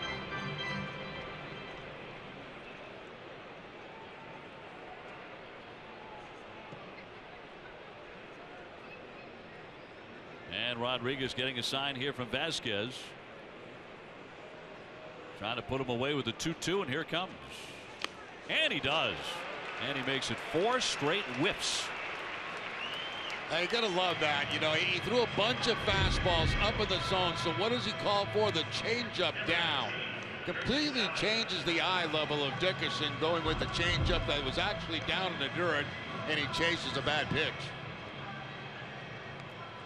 I got Longoria, Miller, and Matuk in the 3rd inning after hitting Kiermaier with a pitch. And now strikes out Dickerson to start the 4th inning. He's already gotten this guy, Casale.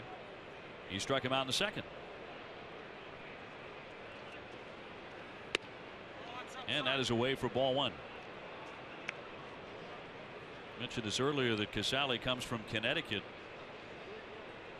And he was raised just about an hour from Yankee Stadium. And was thrilled to play in his first Yankee game there. That one smoked down the line. Plenty of distance on it, but quite foul. He said the first time that Derek Jeter got into the batter's box, well, Casale was catching, Jeter turned to him and said, "Hey, welcome to the big leagues. Congratulations." Casale said, I didn't think he had any idea who I was. A great thrill for him. Get that from a Hall of Famer. 2 balls, 1 strike.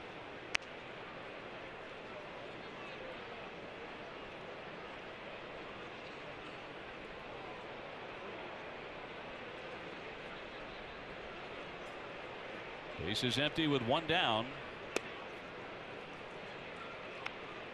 So now he's got a 3-1 on Casale. Walked 1 man. That was Dickerson. He's hit another with a pitch.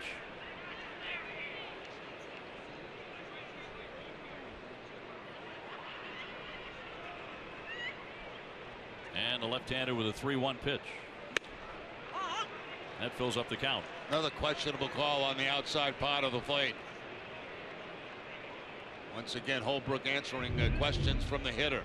Fastball looked to be away. It goes in Rodriguez's direction. And outside corner's been pretty big. Now can he make it 5 in a row? And he will not. That is outside. Check swing by Casale, and he'll take ball 4 as we go down to Garrett Austin. Thanks, OB. In his final season, David Ortiz is still one of the top hitters in baseball, and now you can get free text alerts to let you know every time he is coming up to bat, along with advance notice of his farewell celebrations on the road and special Poppy programs coming up on NESN. Just text Poppy to 536-536. All this made possible by buyatoyota.com, Toyota's website for deals. Message and data rates may apply. OB, back to you. Next, Garen, it'll be David Ortiz batting 2nd in the 5th inning, right behind Xander Bogaerts. So Rodriguez from the set here and taking on Luke Maile, who singled off him in the 2nd inning. He's 1 for 1.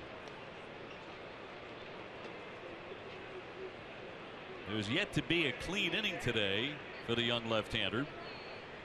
He's had base runners in every frame, but he does have a 2-1 lead and drops in a strike. And again, probably off the corner. Yeah, you better be anything that's going to be off the outside part of the plate today. You've got to be swinging, especially if you got 2 strikes on you.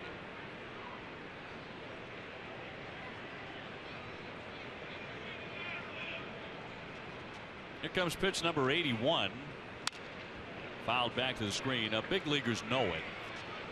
They're the guys in the box, but is the hitting coach also kind of backing that up? Is he letting you know, where the manager in the dugout? I think they get pretty upset. You know, they want strikes called strikes, you know, and balls called balls. So, you know, they get upset about that. Hitters, you know, they don't want to get into confrontations with umpires as much as they possibly can, because they want a chance.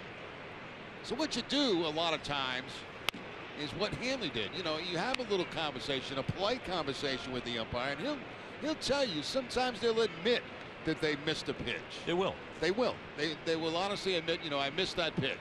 Say, okay, what are you going to say? You know, I mean, you say, okay, thanks for, appreciate you telling me that. But he may be asking him, you know, is that going to be a strike all day? And if it is, then you've got to adjust. Cut on and missed, and down goes Maley. Another strikeout here for Erod. He's starting to pile them up, his second in the inning. You know, it also depends, Dave, on the kind of relationship you have with that particular umpire. I mean, there are certain guys that you just don't match up well against. You know, you've had some roughs in the past with a guy, and you personally don't like each other. And those are the kind of guys you've got to stay away from, you know, because nothing good comes out of that. It really doesn't. Schaefer has driven in a run with a sacrifice fly, the only run they have today. 2-1 Boston. Runner at first base in Casale as it's fouled away. Rodriguez has struck out. 5 of the last 6 men have come up to hit. You told a fascinating story early in the season about an umpire who told you before the game, oh yeah, we are going to get you. Yeah, that is the absolute truth. And for those who may not have heard the story, on a night before, it was a check swing, and he was umpiring, I believe, third base that night, and he called a strike on it. I thought I didn't think that I had gone on it, and I yelled something at him, and he yelled something back at me. We kind of had a very rocky relationship. We didn't get along very well at all. And I blame myself for that. I was quick-tempered.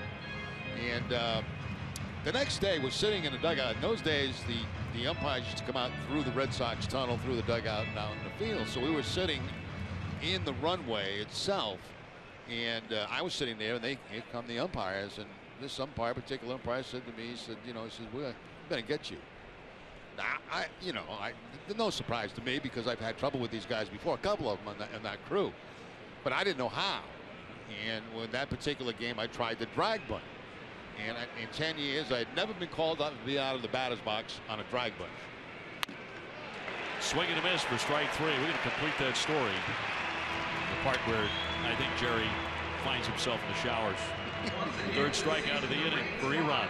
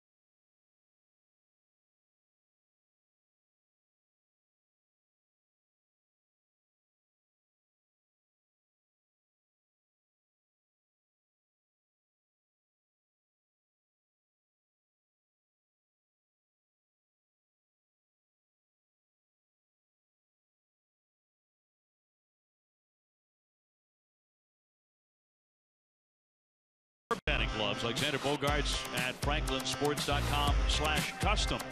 Enter the code NESSA20 and receive 20% off at checkout.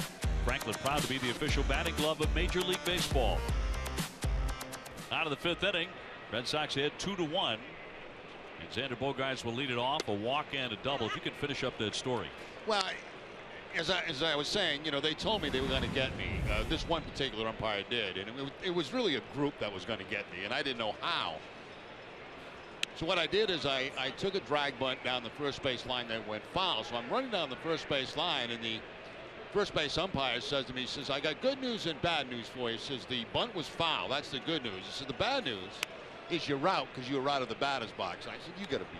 Well, I can't say what I said, but I had never in 10 years been called for being out of the batter's box on a drag bunt. So that's how they got me. Now I don't know if I was or I was not, but that was never called. And of course, no review back in those days. No, that was never called. And you know, I knew, and he had a smirk on his face at first base, as big as, you know, and I didn't get tossed out of the game. Incredibly, I just kind of put my head down and walked back to the dugout laughing. Because I knew they were going to get me. I just didn't know how, and I didn't expect that. You know, I really didn't expect that. But there are certain guys that you just don't get along with. You know, I mean, the personalities don't mix very well, and those are the guys you got to be really careful with when you're discussing stuff. 2-2. There was one that was my favorite of all time for me. You know, getting tossed out of a game. I got flipped a few times. We were in Toronto, and we had a play. I don't exactly remember the play, to be honest with you, but Tim McCullough. Remember Tim McCullough? I do. Big guy, man, about what, 6'5", 6'6", yep. Huge, and really nice guy, great guy. But we got into it over something, and I can't remember exactly what it was. So I was at second base for some odd reason. He was umpiring first base, so I went over. We started going after each other. Well, I can't even. He's so big, I'm so small. He can't even hear me from where I am, right? You know, so I want to get in his face, but I can't even get close to his face. He's way up here. So what I did is I jumped as high as I could, and when I got to the top at the peak of my jump, I just let him have it as much as I could, you know, while I was in airborne. Yeah. And they got a great picture of that in the Toronto newspaper the next day. It was terrific. I mean, I was way off the ground in his face. You had hops back then. I could get up a little bit, yeah, back then. You know, and it was hilarious, the picture. And actually, Tim was a great sport about it. He actually kept the picture himself, and I think I signed it for him. We got to get a hold of that before the end of the season. We got to get a hold of that. It was a great shot. Bogaerts taking ball 4, so he reaches for the 3rd time. And a couple of changes. Decker is now taken over in right field, and Matuk has taken over in center field. So not the rangiest outfield the rest of the day here for Tampa Bay. With David Ortiz about to step up, he has singled and struck out today. Who'd you say is in right field, Dave? I missed it. That would be Decker. Decker? Jeff Decker. And Matuk over to center. Kiermaier got hit on the wrist, man. Probably had to come out of the game for that. I would think that was it. Probably swelling up a bit.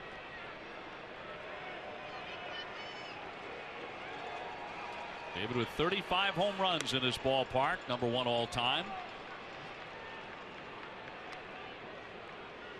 Very tough start to his day and everybody's day, as he was friends with Jose Fernandez, had tears in his eyes during the pregame ceremony in the moment of silence.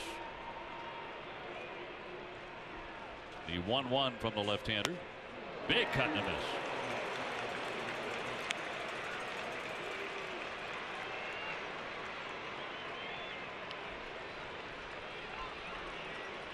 Mookie Betts on deck. Red Sox in the lead 2-1. And the leadoff man is on, Xander Bogaerts. Line to center field. Matuk will play it on a bounce. Heading around second, now heading into third base as the throw comes. Bogaerts with a dive, and he's safely in. Very aggressive on the bases. Yeah, he knew it was going to be a foot race between him and Longoria, because as he rounds second base, they're in the shift. And so he's going to be chasing Longoria to third base.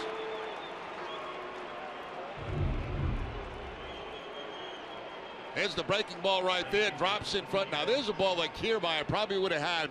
Matuk played it very conservatively, and there you see the slide, the head first slide by Bogaerts. He's got the third baseman on the run, so that's going to be a difficult play for the third baseman to catch and apply the tag. So that's good base running right there by Bogaerts. Very good base running. He's been on base 3 times today. David Ortiz now twice. Mookie Betts twice. He has singled and taken ball 4. And looks at a strike. Red Sox leading it 2-1, bidding for more now, trying to open up the lead in the middle innings.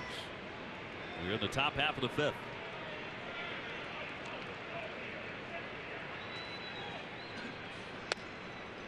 He takes a strike.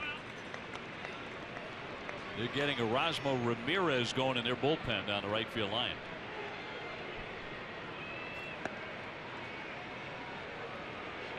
And the 0-2 pitch on the way to Mookie. Got a piece of it. Stay tuned after the 3rd out of this half inning with the mid-5th studio show presented by Buick. TC and Steve Lyons will check in. Red Sox also trying to get some more ground between themselves and Toronto. 5.5 at the moment. Here's the 0-2. Ground ball, the third runner trying to score, and now Bogaerts heading back to third base. Here's the throw, the tag, and he is out at third base. Xander had darted, then tried to get back, and he would like John Farrell to maybe take a look at this on the play at third base. That's the right play by Bogaerts because you're trying to stay away from a double play. You don't want 2 outs in this inning. You'd rather have first and second with 1 out. Now does he get the hand back in? Looks like he reaches around.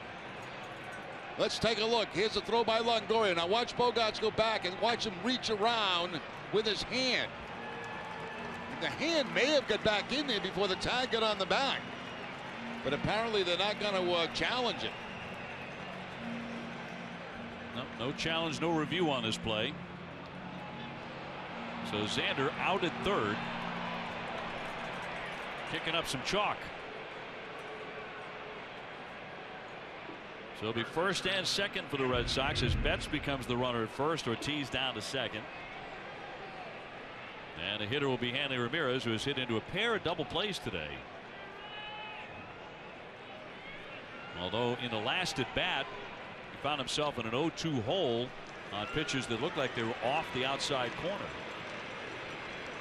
And got another outside pitch and was forced to swing. He takes ball 1. Getting pitches sent to me and me getting thrown out of games. Somebody thought it was the one we was talking about, but this is another time I got thrown out. There's a lot of them. Yeah, there is a lot. Jerry, there are more than I thought. Well, you know me, Dave. You're a tempered guy. Not much bothers me. No. I'm fascinated by the story that you told about an umpire saying before the game, "We're going to get you." I never thought I'd hear that. Yeah, that's the truth. You won one. They did. They did. 1-2 on Hanley. Red Sox trying to add on to a 2-1 lead, and Sox fans looking for the best seats to the biggest games. Check out the official Red Sox ticket resale marketplace at RedSoxReplay.com. The best place for season ticket holders to sell their tickets when they can't make it to the game.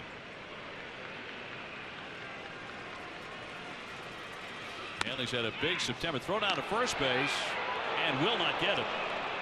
Betts able to dive back in safely. Hanley came up gunning. One thing you're seeing now with the replay is the players are always looking into the dugout immediately to watch the first baseman. He thinks he may have him. He gets up and he looks into the dugout right away, like, you got to challenge it. I think they're thinking about reviewing that. Yeah, and they might be right. Kevin Cash still waiting for the word, and yes, they will take a look on the pickoff attempt. Mookie was ruled safe, but was he? And the Red Sox wind up having this overturned, and Mookie ruled out. They will have lost a man on each corner in this inning. So the play is under review. The pickoff attempt at first.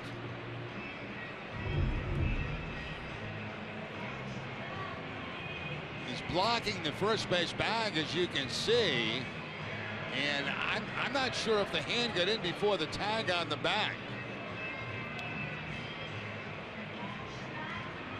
There's the tag. I'm not sure the hand got there. This may be overturned. If he got him with a tag, he grazed him with it. With the glove on the back of the leg.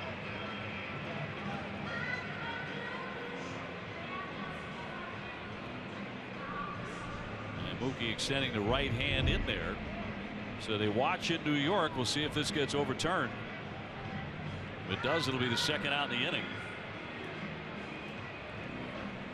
And what did they decide here? He is out. So Betts picked off by Maley. The Red Sox lose a runner at third and another one at first here this inning. I'll tell you, the guy that made a nice play there was Richie Schaefer. Schaefer kind of blocked the first base bag, and so Betts had to slide around him, and he couldn't get that hand in there before he got the tag on it. So now 2 down for Hanley, and a count 2-2. To center field, it hangs up. Mott took there to make the play, and that will retire the side. Kind of a frustrating inning there for the Red Sox, who still lead it 2-1. Now it's time to turn it over to TC and Steve Lyons for the mid-fifth studio show presented by Buick.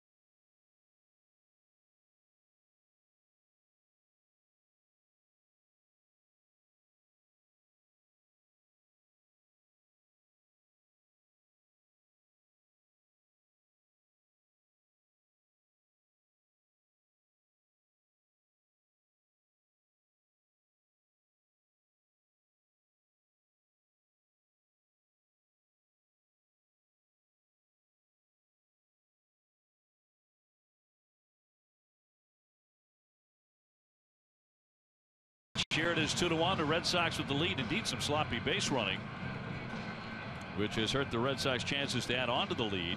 Stay tuned for Red Sox Final presented by Plainridge Park Casino. TC and Steve will analyze the American League playoff picture as we go to the last half of the 5th inning. Top of the order now for Tampa Bay. Forsythe, Kiermaier, Longoria. Rodriguez has struck out 6 men over the last 2 innings. He's already gotten Forsythe once on strikes. And he gets ahead 0-1. Forsythe just 1 for 10 in the series. That one is a home run. He hit it last night in the 9th inning.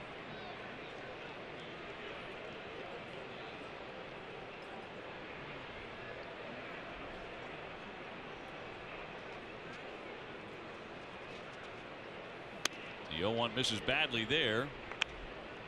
We talked about it earlier. Kiermaier coming out of the ball game after he was hit by a pitch in the 3rd inning. A bruised left wrist, the reason he had to depart. So they lose one of the best defenders in the American League in a tight game. 2-1.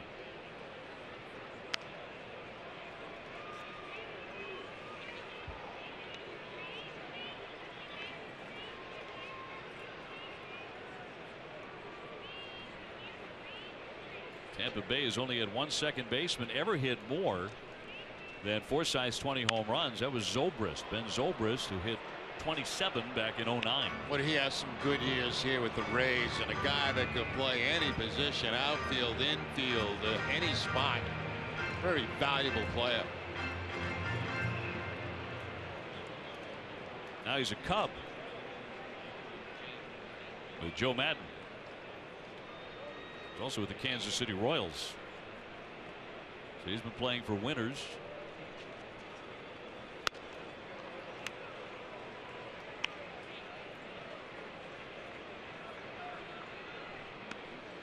Cubs are closing in on 100 wins. They're at 98 and 56.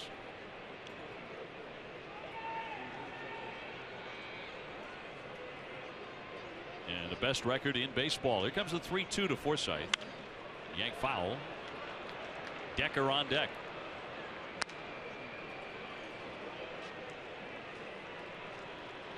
Texas next in line, and then the Red Sox at 91 and 64. Those are your top 4 records in all of baseball.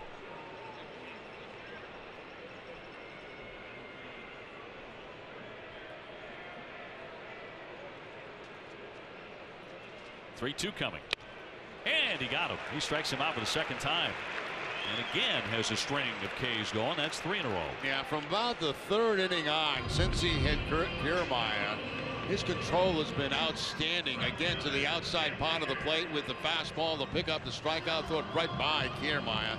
So he's got him on a slider for a line drive out, a strikeout with a changeup, now a strikeout with a fastball. Number 10. That is a new career high for the left-hander. And now Decker hitting for the first time after coming on to play for Kiermaier, and he takes ball 1.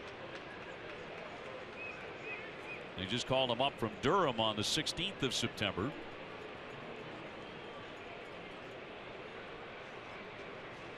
And the 1-0 will hit the corner. Sam Holbrook today, a very good pitcher's umpire.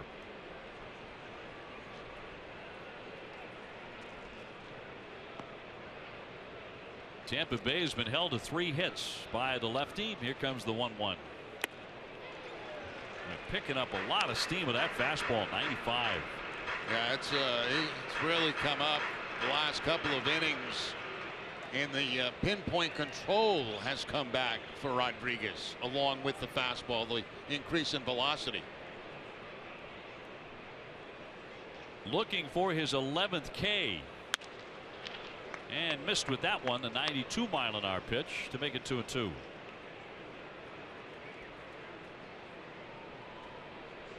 Rodriguez has struck out 7 of the last 8 Rays. The only man he didn't was Casale. He walked him. Trying to get Decker, and it's in there for strike 3. He's got himself another one, and that's number 11. Wow. I tell you what, man, anything that is within 5 inches of each corner, you better be swinging. Fastball again. You know, the pitchers know this now, that there's a pretty good chance if they threw that ball 2-3 inches off the outside edge, you're going to get the call. And Rodriguez gets one right there.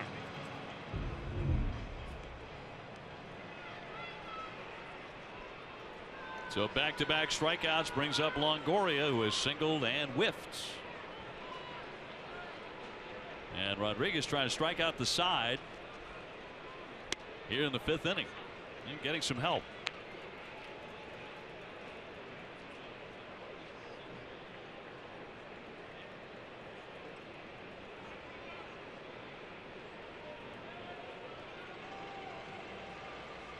Longoria last year hit 21 homers, drove in 73. This year 36 homers, 95 runs batted in. And once again, that fastball at 95, throwing it by Longoria, middle in. Heath Hembree now will start to loosen down the left field line. The pitch count at 100 right now for Rodriguez.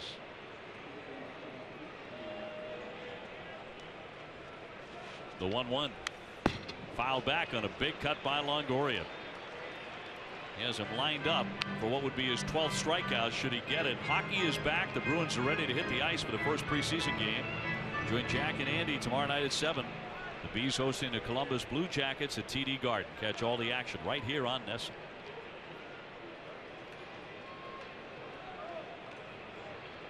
1-2 on Longoria.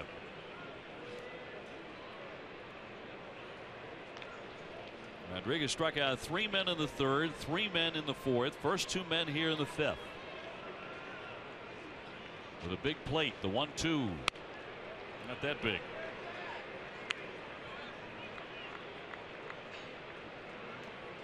The Red Sox bullpen has been such a major contributor for the Sox September success. Going to have to be again today. It's 102 pitches for the left-hander. 2-2 coming. He bounced it.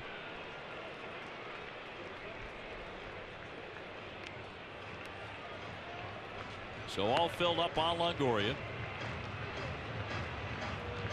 He played his high school baseball in California at St. John Bosco High, the alma mater of one Nomar Garciaparra. They got some trophies there. 3-2 coming. He got him. He struck him out, and he struck out the side. That's number 12. Still 2-1 Boston.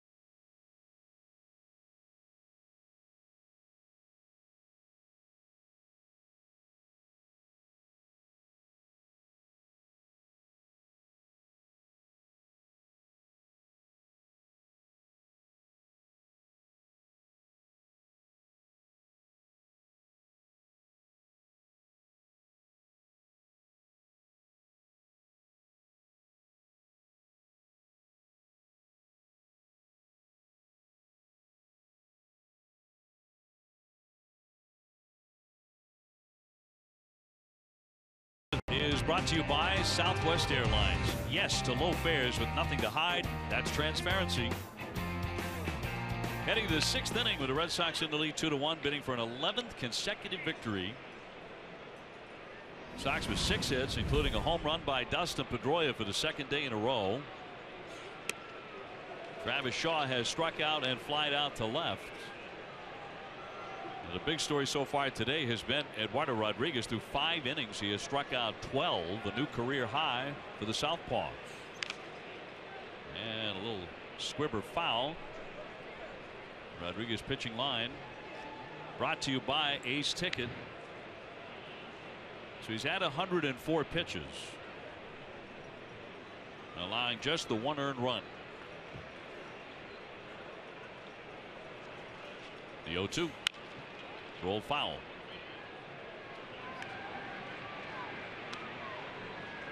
Travis with very good numbers against Tampa Bay. He's enjoyed facing their staff. .321 in his brief major league career against them. One of his favorite opponents. Erasmo Ramirez still warming in their bullpen. He's up for the 2nd time now. Marks, the left-hander, came on after the 3rd inning. Tried to hold up, but that's a swing and a miss. He committed according to home plate ump Holbrook, and that is strike 3. That fastball never really a strike. It started out inside, then had a lot of movement coming back in to the hands of Travis Shaw. He tries to hold up the swing but can't control the barrel of the bat and is called out. One away. Chris Young now. He has gone 0 for 2 with a ground to short and a pop up to first base. Chris in left field today with Andrew Benintendi in center field. Mookie Betts in right. With Jackie Bradley taking this one in from the bench.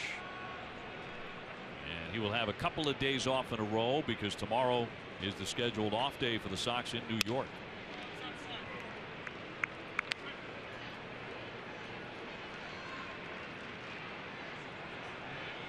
John Farrell would like to get Dustin Pedroia off his feet again before the end of the season. And perhaps Mookie Betts.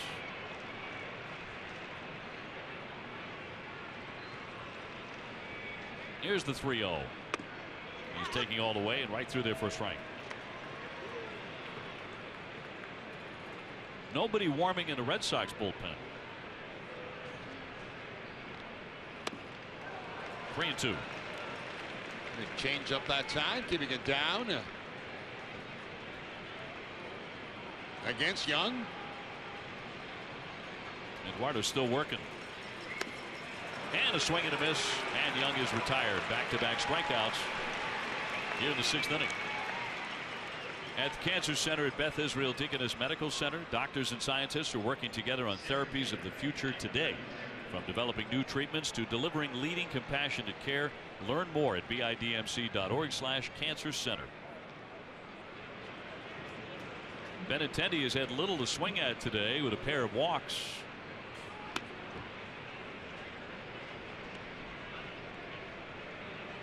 In another low-scoring game at Tropicana Field. You've heard that before.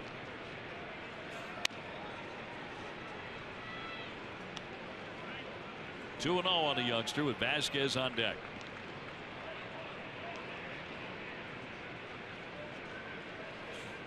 And he's taking, that's across for a strike. Of course, Benintendi made one of the great catches of the season right in this ballpark down the left field line to rob a home run. Right down there, the 2-0 pitch will miss high.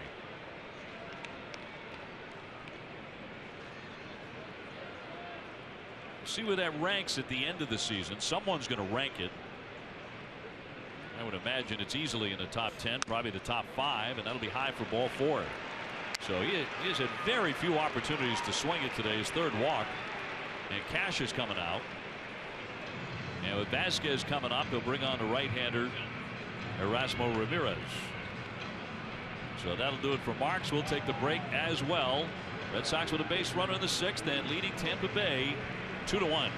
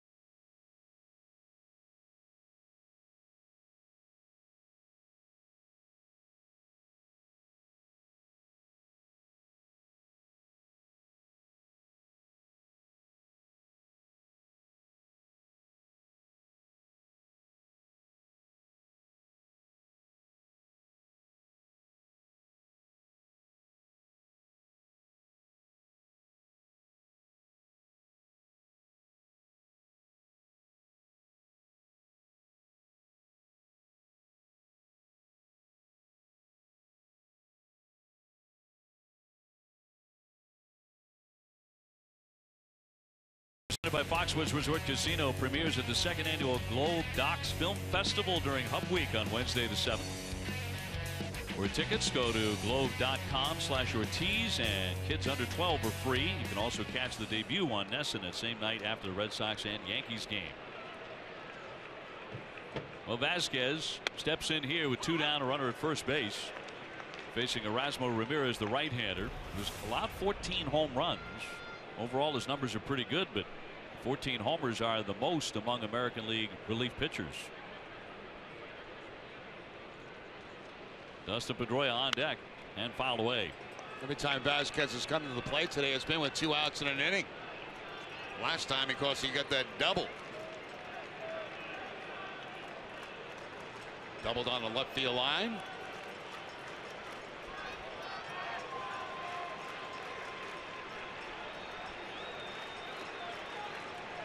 Their starter, Odorizzi, only went 3 innings. High pitch count got him. So he allowed 2 runs on 4 hits. 1-2. That one gets away. Benintendi down to second. The throw is not in time. Benintendi very alert, scooting down to second to get into scoring position. Yeah, good read by Benintendi. He could read that the catcher didn't pick the ball up right away. You'll see right as he hesitates just a little bit. And Benintendi off very quickly at first base to get into scoring position. Good base running. Will be a pass ball. Charge to Maile. We'll see if it costs him a run. The 1-2 pitch to Vasquez. He stopped that one. 2-2. We're in the top half of the 6th inning. Red Sox ahead 2-1. Looking for the sweep. Looking for 11 straight wins in September.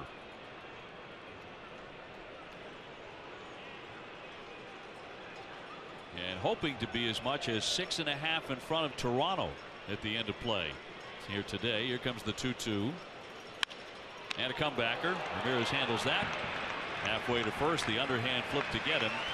And that will retire the side. Benintendi stranded in scoring position. Still 2-1 Boston.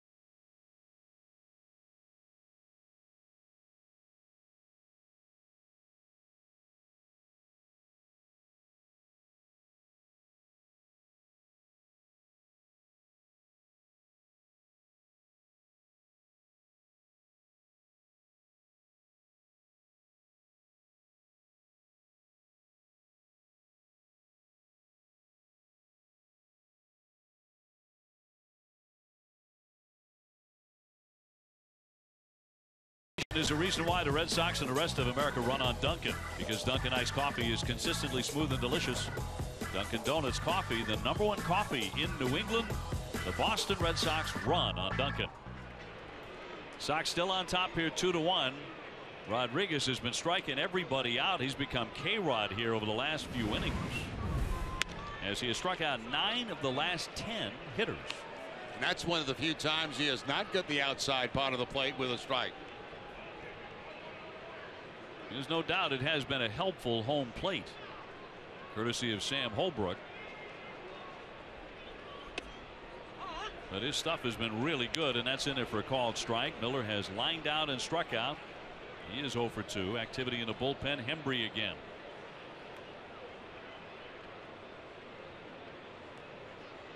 And no doubt Eduardo Rodriguez stating his case for the playoff rotation. 2-1.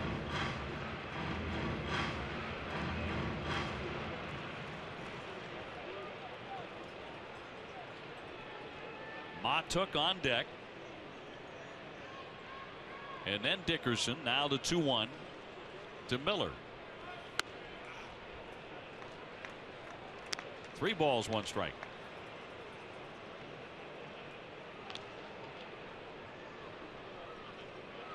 He's walked 2 and he has hit a batter. He's allowed only 3 hits. Trying to come back on Miller. 3-1. Swinging away, and he pops a foul back out of play. Now you got to wonder if this is the last hitter for him. There are 2 lefties due in this inning, but I think a lot of it depends on how many pitches he has to throw to this first hitter. Yeah, he's at 109. Yeah.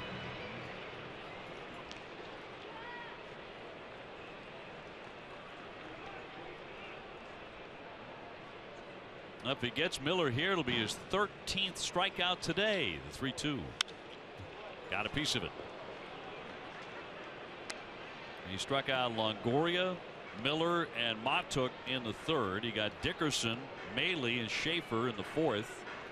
And in the 5th inning, Forsythe, Decker, and Longoria. Got Longoria twice and Forsythe twice. This pitch is his new season high. 111. This may be it. This has been a long at bat for Miller, so this may be the final hitter for Rodriguez today.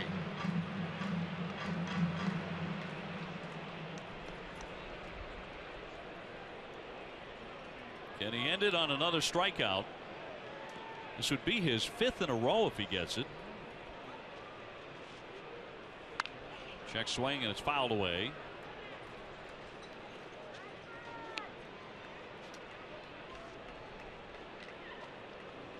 Miller, a tough customer. 30 homers, 80 RBIs.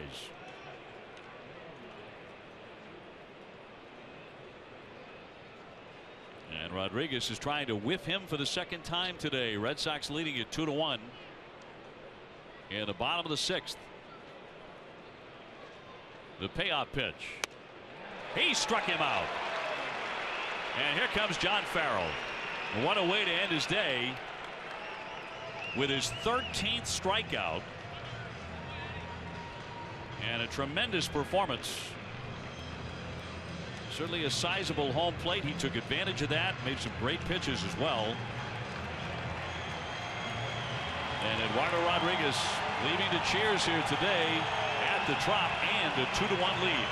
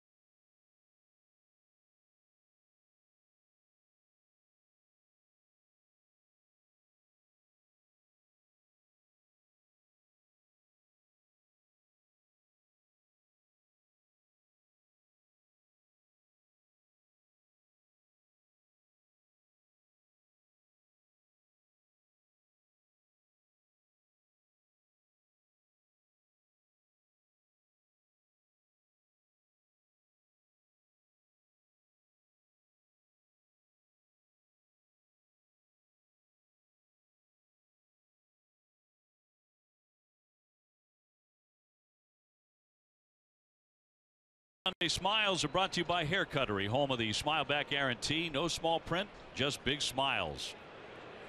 And Rodriguez all smiles after piling up 13 strikeouts. And the way he finished this thing, he struck out 10 of the last 11 and the last 6 in a row. Yeah, he had a little bit of a sluggish start the first couple of innings, and then he really got on top of his game. Pop foul back out of play by Matuk, who has doubled and struck out. It was actually after he hit Kiermaier with a changeup on the wrist that he started to really take off with the pinpoint control, and most of the strikeouts coming with the fastball, a few changeups mixed in. So the pitch count in the end gets him 113 pitches, one shy of his career high. That is a season high for Eduardo. The Red Sox leading it 2-1. Continue to get pitching. So Hembree taking over with the bases empty.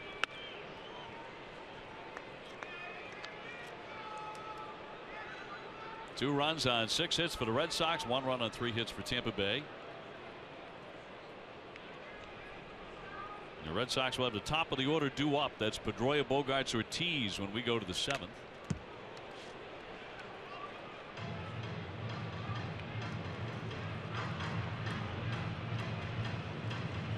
Matuk started the ball game in right field. He has shifted over to center after Kiermaier got hit by a pitch, the one Jerry talked about in the 3rd inning. And after that, the string of Ks began for Erod.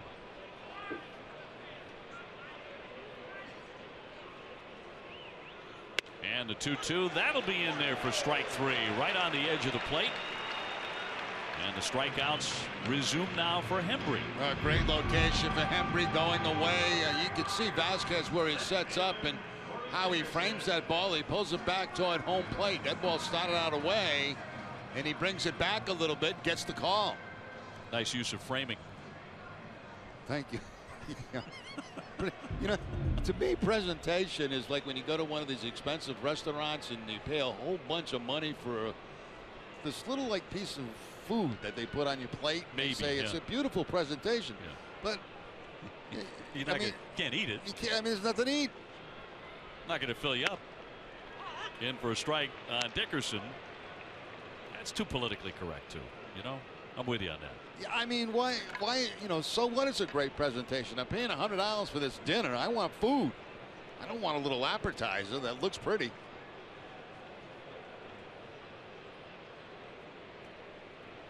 Oh, and 1 on Dickerson. Picks up the corner for Sam Holbrook today. And the count 0-2. Now, if he gets a strikeout here, this is going to be the 4th consecutive inning where the Red Sox have struck out 3 men. I don't think I've seen that all year if it comes to pass here. 0-2. And pop foul back out of play. And Biden's eye, and again going upstairs against Dickerson. That time he does foul it off.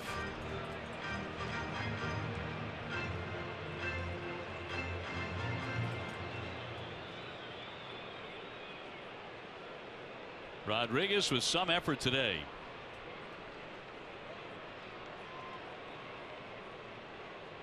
Red Sox are piling up outstanding starts. Here's the 0-2. And he got him. Swinging and missing, 97-mile-an-hour fastball, and the Red Sox strike out 3 again.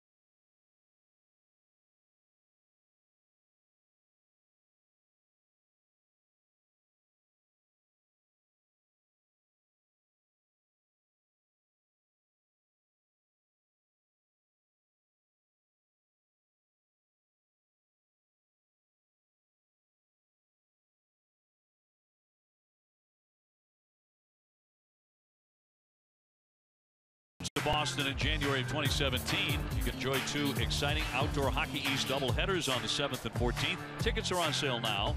Visit redsox.com/frozenfenway for more information. To the 7th inning. And a chopped foul by Dustin Pedroia, who's gone 1 for 3 with a home run. Number 15 for Petey back in the 3rd. Yeah, the home run coming on a split-fingered fastball that didn't do very much. Stayed up in the zone, and Pedroia with his second in 2 games. Of course, last night the big grand slam. This one also putting the Red Sox in the lead, as did the Granny. On the infield, Forsythe charging right near the bag, throws to get him. 1 man away, 1 second baseman doing in another.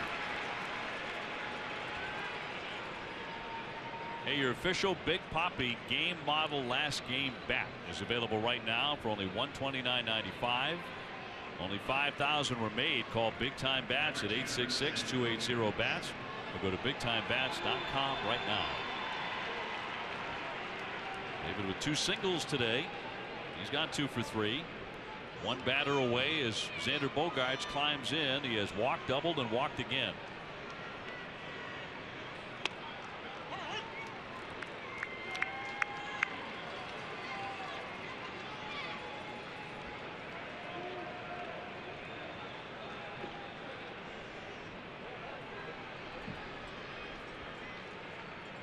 And Ramirez with the 0-1 pitch downstairs.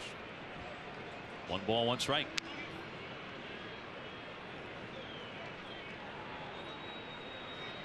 This could turn out to be the last opportunity for Xander to homer in every one of the last 4 series against Tampa Bay. He's been a thorn in their side. The 1-1. High fly ball down the line. That one may go, but Dickerson on the run, leaping up, and he has the play on the warning track. A nice leaping catch. And here comes Big Papi, who's gone 2 for 3. It's a chance it could be David's last at bat in this building.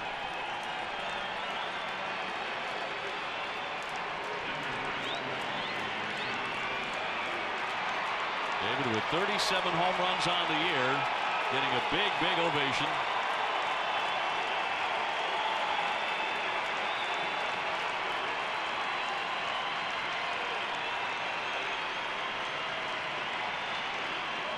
"35 career home runs here at the Trop,"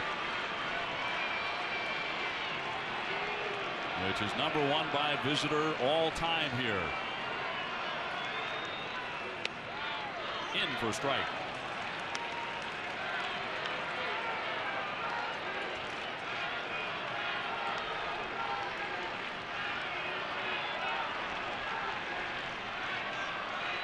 And Ramirez with the 0-1. He takes that pitch way outside. 1 ball, 1 strike. They've been trying to stay away from David Ortiz all day, but he still does have the 2 hits, a double and a single.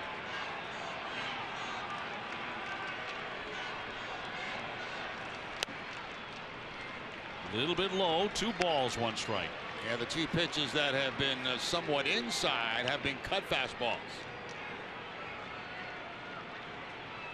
Ortiz with 6 home runs here in September. His final September.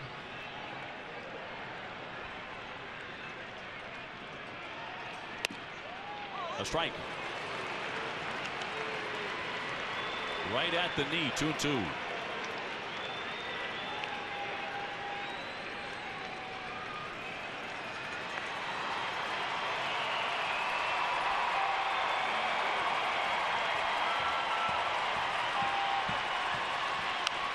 Off the end of the bat, he knocks that one foul.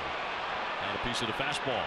You see what he has hitters doing now. Holbrook, he's got him swinging at pitches that are off the outside part of the plate.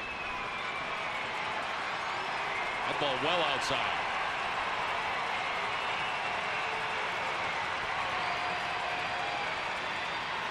The 2-2 coming. And outside for ball 3.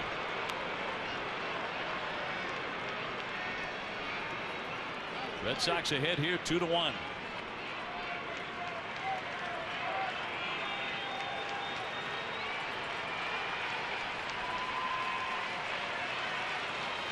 The 3-2 pitch from the righty. Swing and a miss. Down he goes, strike 3. And that will retire the side. Maybe for the last time here at the Trop for Big Papi, we'll see. We're in the middle of the 7th inning. It is 2-1. Red Sox leading the Rays.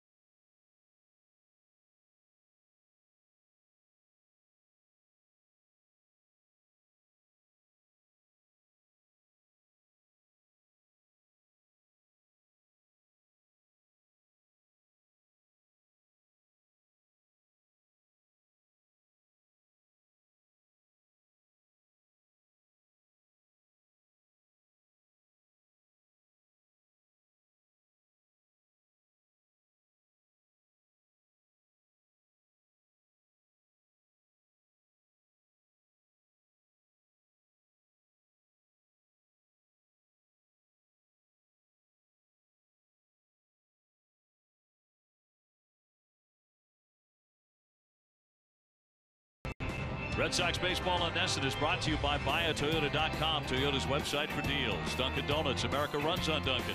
Your New England Audi dealers. Sullivan Tire and Complete Auto Service.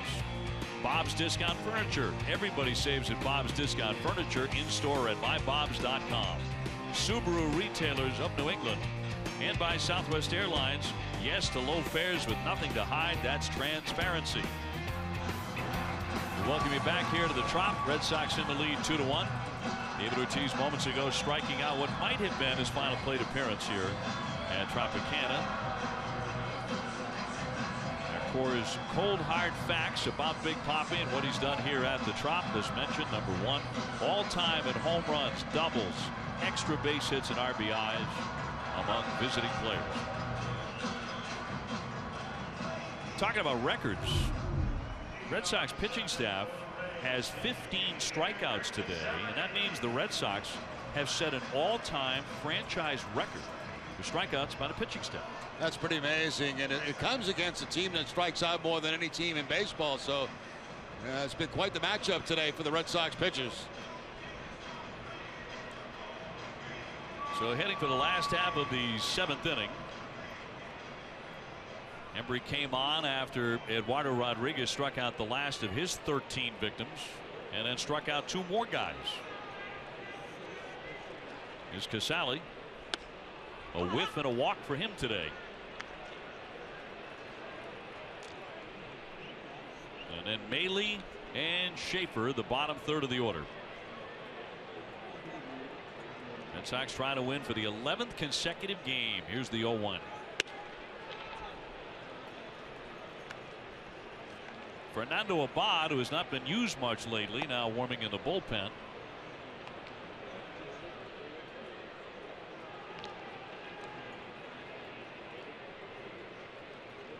One on the way, swung on and missed. We've seen a lot of that today from Tampa Bay.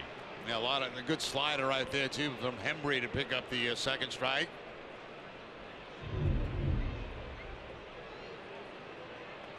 Not a cut fastball, that more of a slider for Embry. 1-2 coming right by everyone to the backstop. Man working in the bullpen right now for Tampa Bay is Brad Boxberger. So the right-hander loosening up. 2-1 Sox in the 7th.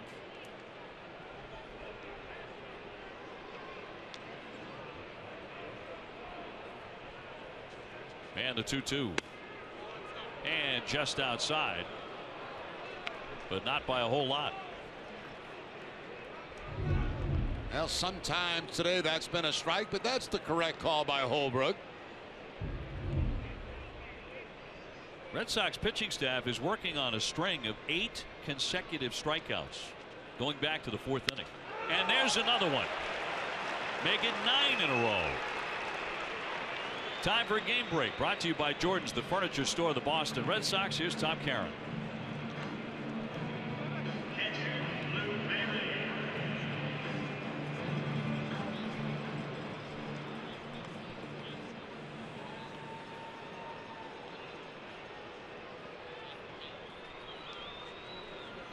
All right, Tom, thank you very much. Red Sox Rays here at the Trop. Boston in front 2-1. And the Red Sox staff has struck out 9 consecutive Tampa Bay Rays. And here's Maile with a swing and a miss. He has struck out and singled. A little different pitch that time from Hembree. Took something off, more of a curveball that time. You think of him a fastball slider pitcher, but every now and then he'll mix in the breaking ball, the curveball. Nobody on base, 1 down. That's pounded in there for a strike, and it's 0-2. Red Sox have compiled 16 strikeouts against the Rays. And still time for more. Just the 7th inning. 0-2. Cut on and missed. Another strikeout. That is 10 in a row. You know, they're making this look easy. I mean, they're hitting their spots. When they get ahead, they want to elevate the fastball against the majority of these hitters. They do just that, and Maile chases it. Pretty remarkable here. 17 strikeouts for the Red Sox and 10 straight. And the Red Sox are trying to strike out the side. 1, 2, 3 in the last 3 innings. And the first pitch, strike 1. I'll tell you, I wouldn't be taken. You know, they strike out this many guys in a row. That first pitch fastball, I got to be swinging at. Schaefer has driven in their only run with a sacrifice fly. He has also struck out. 1-1 the count. Everybody in their lineup has struck out at least once. Most of them twice.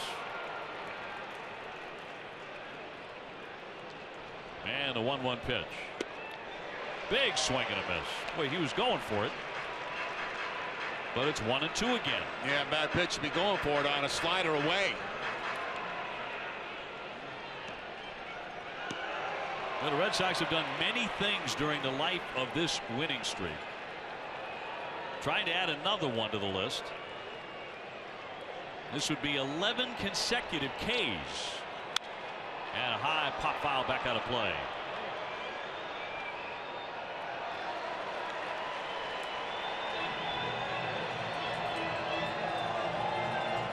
They've held the Rays to just 3 hits. The Sox have 6.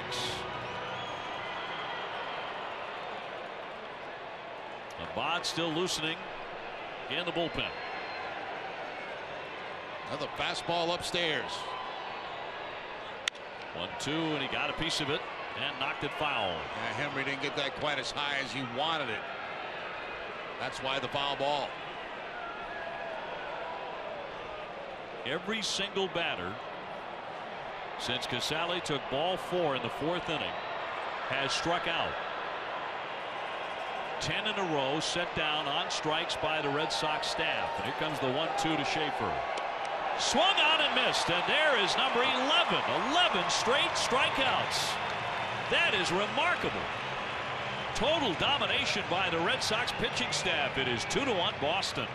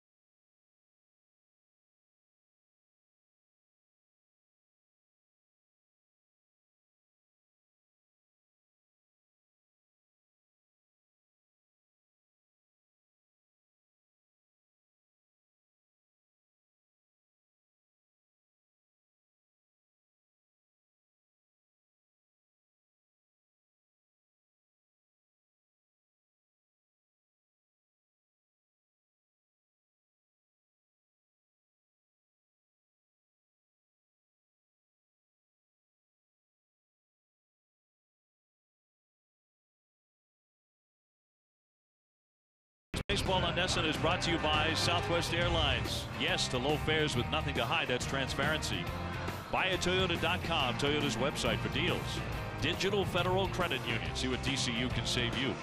And by the 2017 Kia Sportage. Visit anykiadealers.com to learn more. What do they call that, Dave? The Skyway Bridge? Isn't it lovely? I don't like it at all, man. We travel out a lot during spring training. A little too much. Yeah. Nice when you finally get over it. Yeah, so when you're rolling down the other side, it's pretty good. So it is on to the 8th inning. Boxberger coming out of their bullpen for appearance number 24. ERA over 5. Facing Mookie Betts. It's a high pop to right. Outgoing Schaefer and Forsythe. Forsythe will take it. Second baseman with the grab for the out. One away in the 8th. Tuesday at 6. Don't miss Red Sox first pitch presented by Joseph Abboud. Available at Men's Warehouse. TC, Dennis Eckersley, Steve Lyons will analyze the playoff picture. And when this is done, they're going to be analyzing the strikeout parade for the Red Sox pitching staff. The Red Sox have now struck out 18 Rays today. That is 2 shy of the franchise record for strikeouts in a game. But it's also 11 in a row. I'm pretty sure I've never seen that before. I don't think I have either. And that's almost impossible to do. Here's Hanley.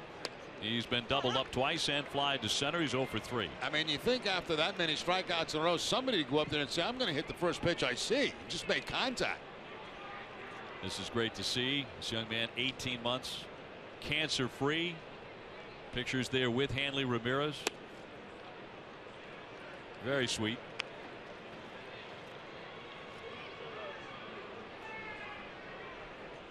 Next home run for Hanley will be his 30th.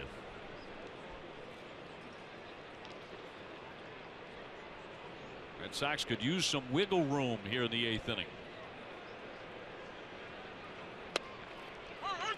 Called strike.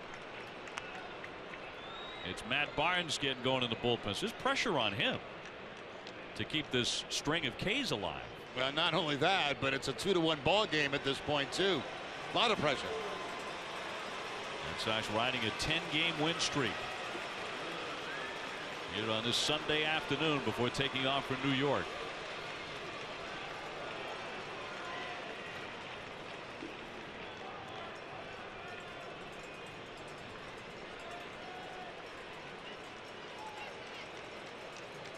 Toronto has a 2-1 lead on the Yankees in the 9th inning. To the third baseman. Longoria with that excellent arm of his, right on target. So 2 down.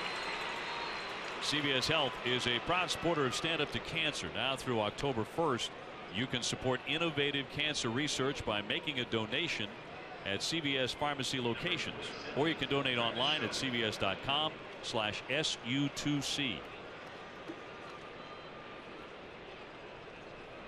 With 2 away, here comes Travis Shaw looking for his first hit today. He has struck out twice and fly to left.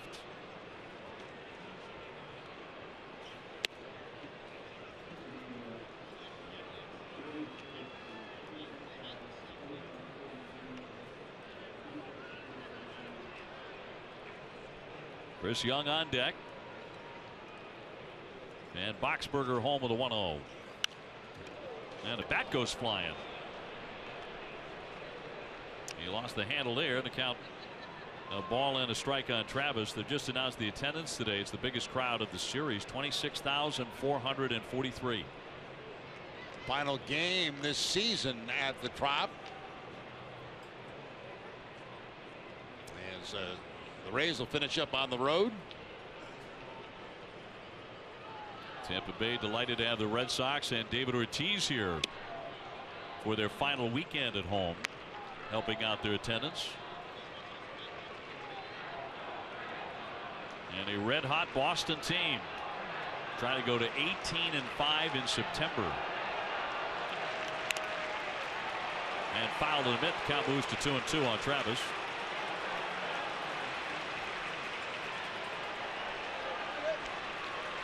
We are in the 8th inning with the Red Sox leading 2-1.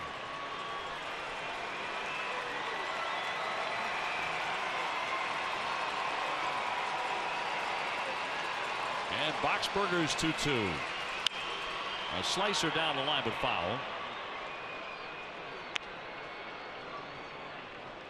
Red Sox started play today with a magic number to clinch the American League East at 3.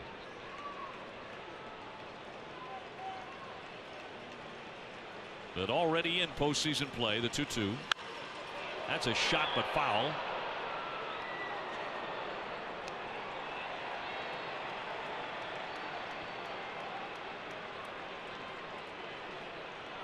Red Sox scored in the first inning on an RBI single by Mookie Betts that chased in Xander Bogaerts, and in the third inning on a solo home run by Dustin Pedroia. Tampa Bay's only run came in the second. And that has been the scoring. But if you're just tuning in, the Red Sox pitching staff has struck out 18 Tampa Bay Rays and are within 2 of tying the franchise record for strikeouts in the last 11 in a row. That could be a record. We're checking on that. The 2-2. Try to hold up pitch in the dirt, and it's 3-2.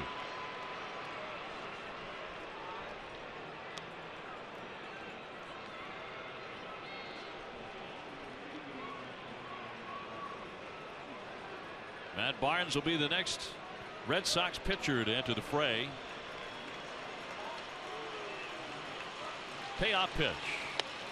And that's in there, strike 3. 1, 2, 3 go the Red Sox here in the 8th inning. Boston up 2-1.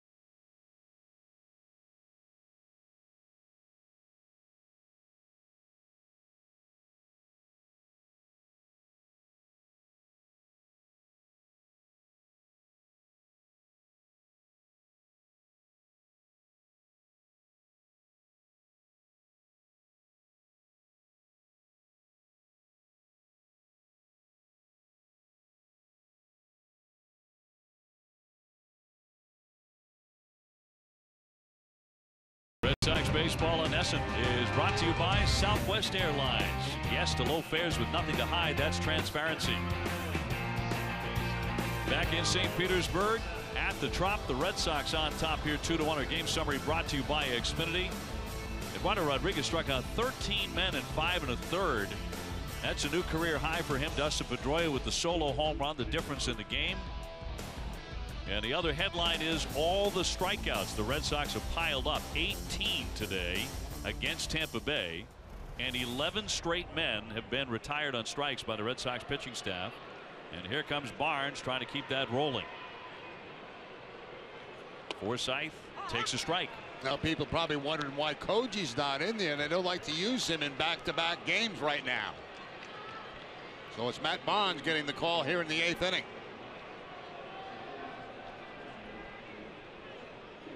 Forsythe is 0 for 3 with 2 Ks. Meanwhile, the Yankees have just taken the lead against Toronto in the 9th inning, 3-2.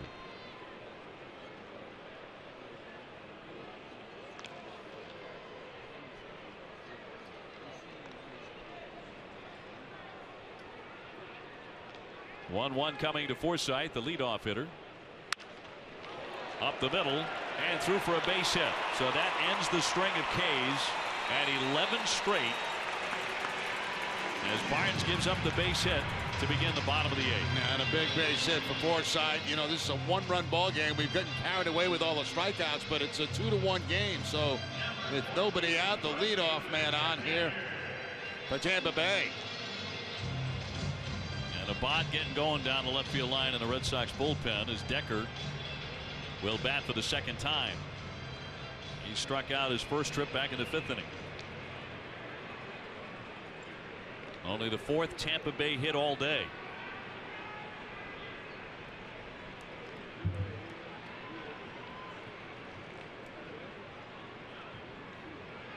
And the first one to Jeff Decker.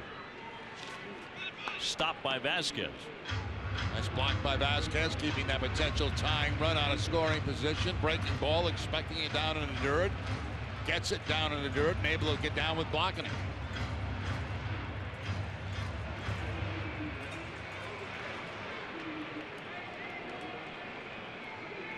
Longoria on deck. Nobody out.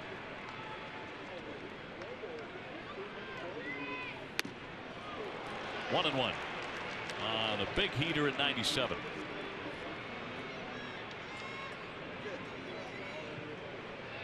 Colomé now beginning to loosen.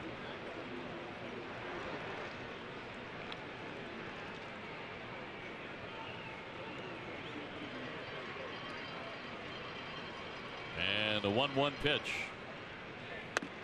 Swung on and missed. We have just gotten this confirmed by Elias, and they're announcing it in the press box, that the 11 straight strikeouts is a major league record by a pitching staff. So the Red Sox have set a record today. Previous was 10 in 1970. That's when Tom Seaver did it by himself. 10 consecutive Padres. Here's the throw down to first, but not in time to cut down Forsythe. Now we see that so many times, you know, on a high fastball, catches Sandy Leon, Vasquez. They love to throw behind those left-handed hitters to try to get a pick off at first base. Most of the time, 99% of the time, it's on a high pitch.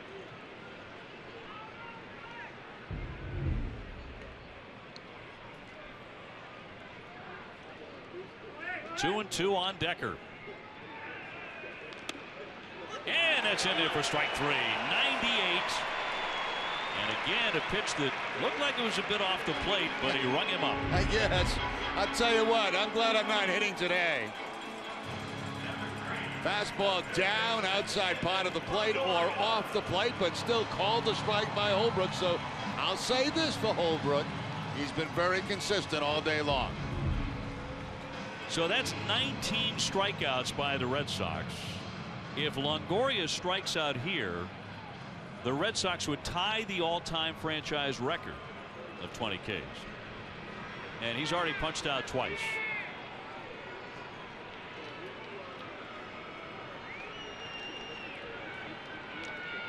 Runner at first base. Red Sox in a very tight one, though, 2-1 over Tampa Bay.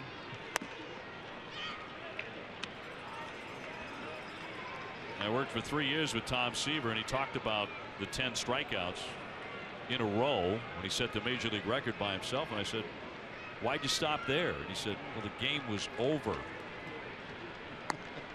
That was it. Nobody else to strike out. There's no one left. The 1-0. And dives down.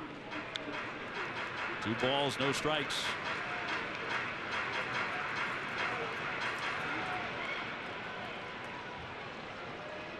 Red Sox could gain on Toronto if they do not rally in the bottom of the 9th inning, and the Red Sox could push the lead to 6.5. But they've got to win here today, and Toronto still has to lose to the Yankees. The 2-0 pitch. That's outside. Now 3-0. One more like that, and Barnes would walk Longoria and push the potential tying run to second.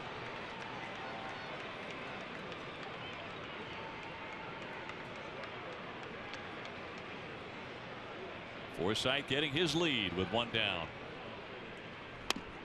And he missed badly there. That is ball 4. So they're going to be on at first and second. Here comes John Farrell. Miller coming up. And he has had a bod loosening. Also has Kelly throwing.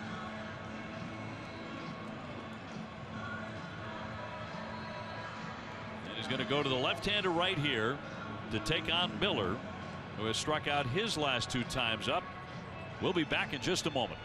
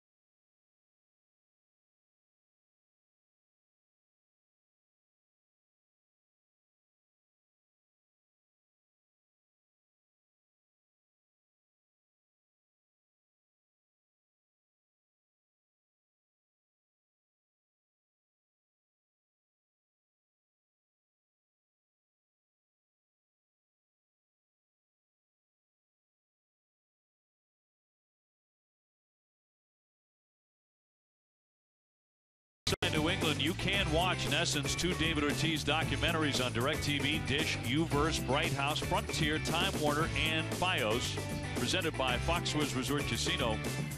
Check NESN.com/national for channel listings and NESN National availability.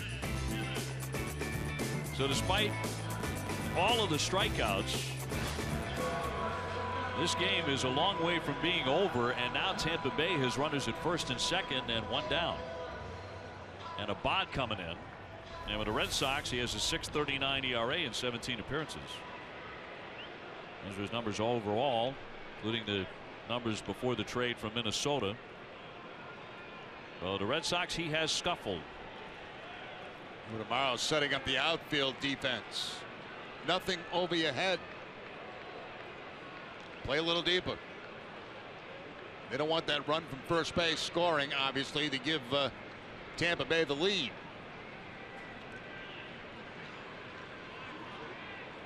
Miller, one of the top hitters. He has lined to right, struck out and struck out again.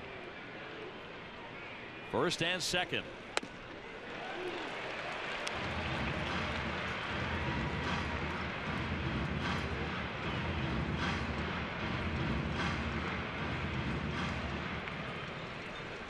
Forsythe and Longoria on the bases. And a bod from the set. The 0-1. Ground ball and a base hit into right field. Forsythe being waved in. And he will score to tie up the ball game. And down to third is Longoria. Miller comes through with an RBI single. And it's a 2-2 game here in the 8th inning.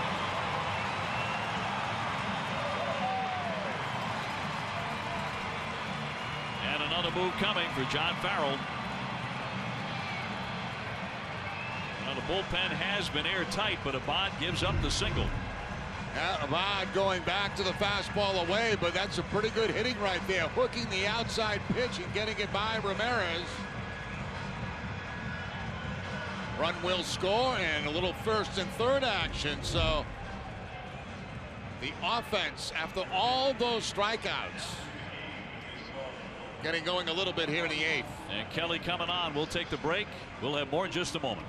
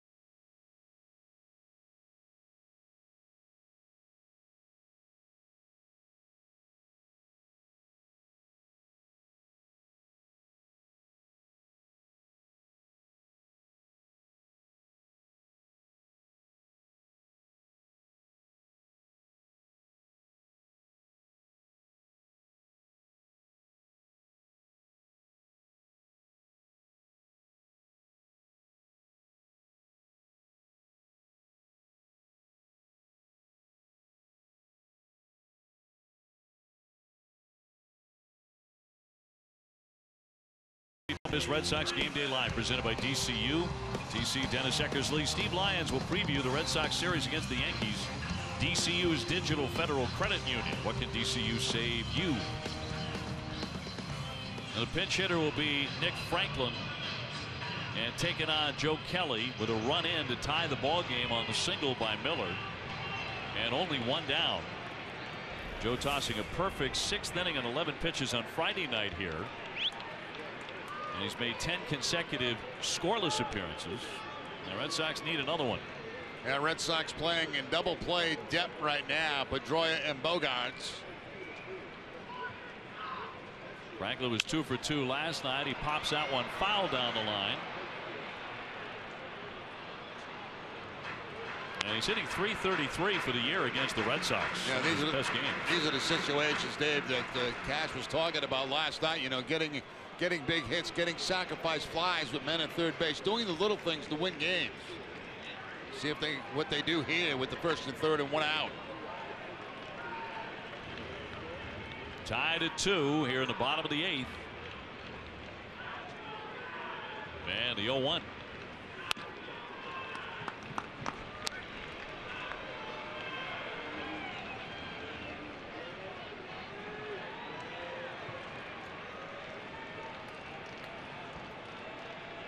Longoria and Miller on the bases.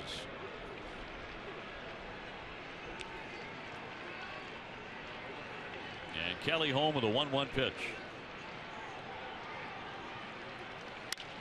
Ground ball to Dustin Pedroia. To Bogaerts. Got one on the first. 2, a double play. Kelly in the clutch. We're tied up 2-2 going to the 9th.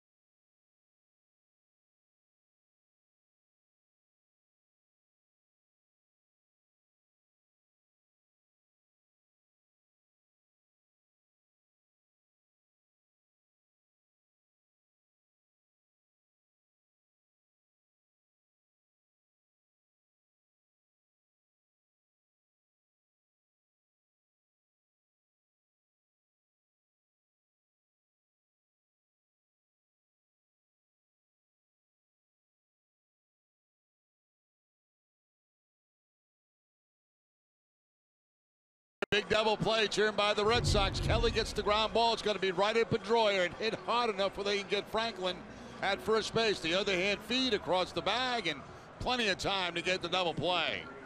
A break there for the Red Sox. Big break to get 2 and leave this a tie game.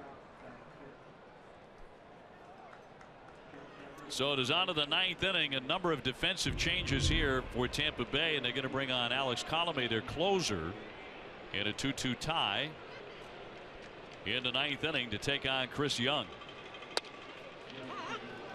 Young on the day 0 for 3 with a ground out, a pop-up, and a strikeout. Colomé does have 35 saves. He's tied for 4th in the American League. We're coming on in a tie here. And the 0-1 pitch. Stroke down the line. Did he hook it too much? He did. A foul ball.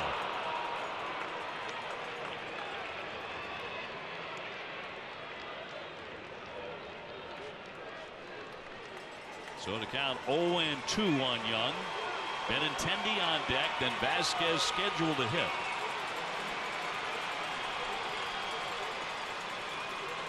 In a game that has seen the Red Sox set a major league record by striking out Tampa Bay 11 consecutive times. The 0-2 in tight. 96 on that fastball from Colomé. So Schaefer now in right field, shifting from first base. Decker moving from right over to center. Alexei Ramirez is the new shortstop. And Miller moves from shortstop to first base. And that one fouled away. Very defensive swing by Young.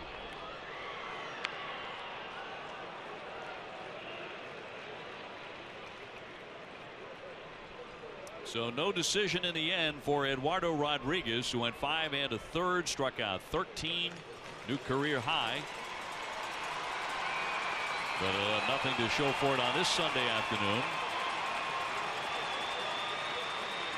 Colomé with a 1-2, and just did foul that one away. Big shift put on for Young on that left side, and you can see Longoria, the third baseman, just about on that line at third, trying to prevent the two-base hit.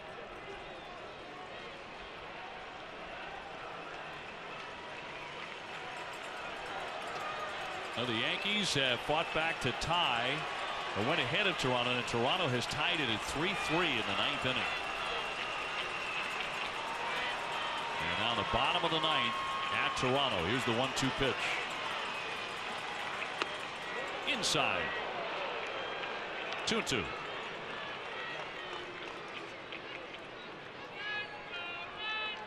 Red Sox trying to get that all-important leadoff man aboard here in the 9th.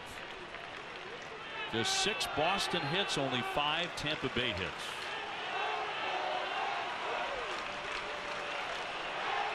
And the 2-2. Fouled away. He's barely alive.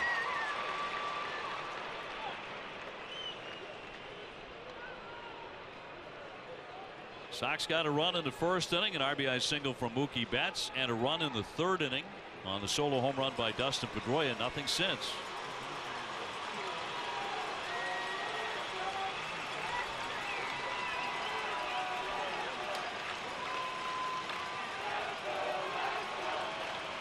And the 2-2 swung on and missed.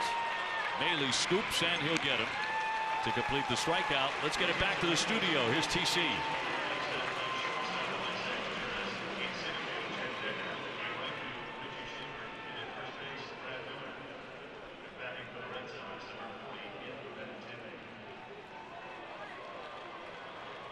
Okay, Tom, thank you very much. That was a crazy game. Wow.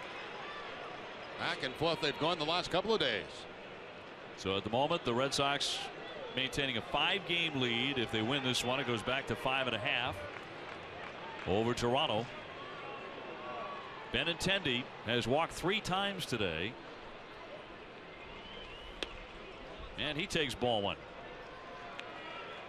Vasquez on deck. We're all locked up 2-2 in the 9th inning.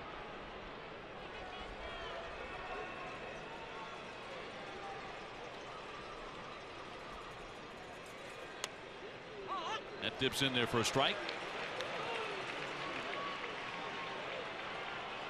Colomé, a hard thrower.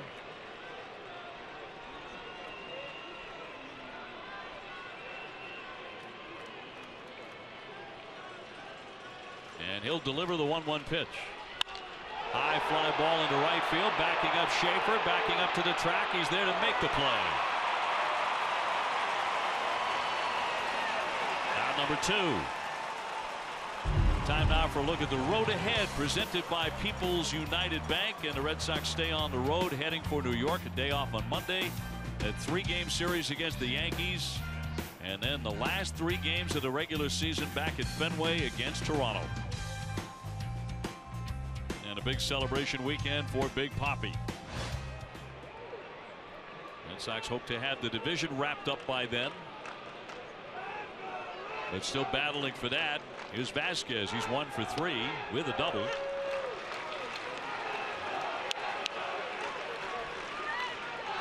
Red Sox with a 10-game winning streak on the line here today.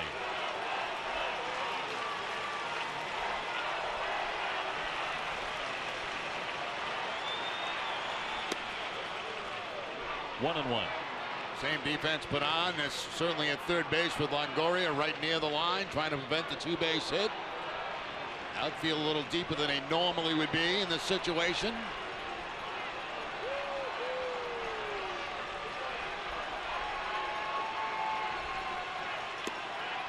He thought about it. He takes it down into the dirt. 2-1. Red Sox only have one base runner over the last few innings.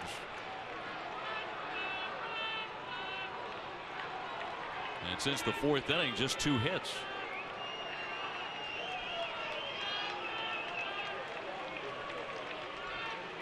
Runs hard to come by throughout this series. Colomé with a 2-1. In for a called strike. No fastball there. Breaking ball. Slider from Colomé on the 2-1 count. There's a hitter. You're thinking that's going to be a fastball. Nope, not with Colomé. 2-2 tie in the ninth. 2-2 pitch. All filled up now. Pedroia would be next.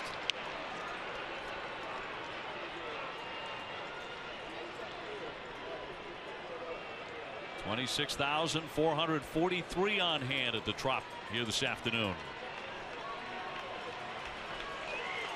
Been a very, very interesting ball game. Here's the 3-2 pitch.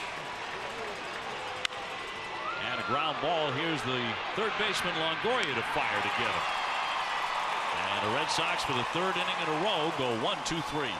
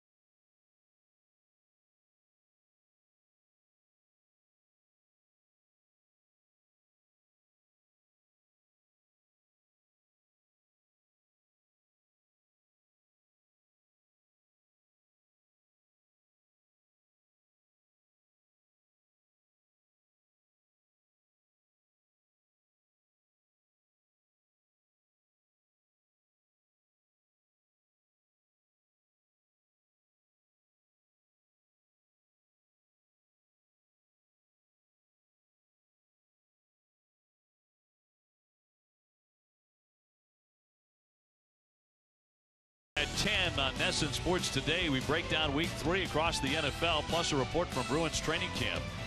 NESN Sports Today presented by People's United Bank. Bottom of the ninth inning, locked up 2-2. Corey Dickerson will lead things off. He has struck out twice and also taken ball 4.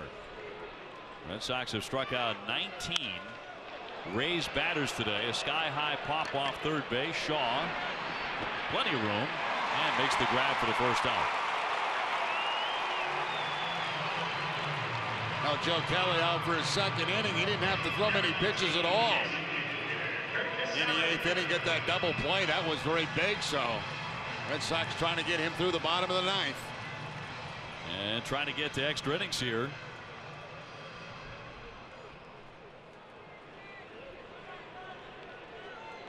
Casale, the hitter, he has struck out twice and taken ball 4. 7 home runs for him this season. And a swing and a miss for strike 1.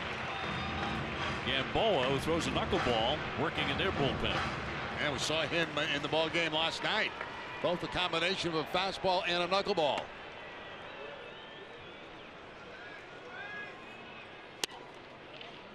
A ball, a strike on Casale.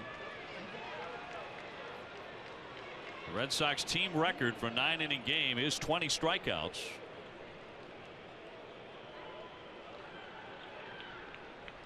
And a 1-1 from Kelly. Little squibber fouled away. Home plate umpire Holbrook saw it as a foul ball, so the count 1-2.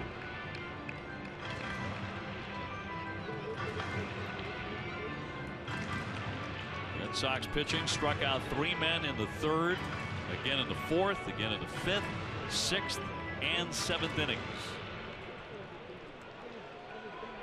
And at one point, 11 straight to set a new major league record. Now looking for number 20. Here comes the 1-2. And a breaking ball that missed. Not by very much. Curveball down at the bottom of the strike zone inside. Could have gone either way.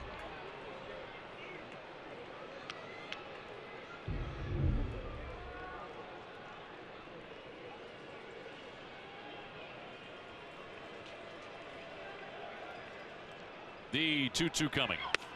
And in there for strike 3. Got him looking at 99 for number 20. That's pretty nasty right there. I mean, you go to a curveball, you just miss down and in. So what does he do? Right back to the outside part of the plate with a 99-mile-an-hour fastball. Talk about surprising a hitter.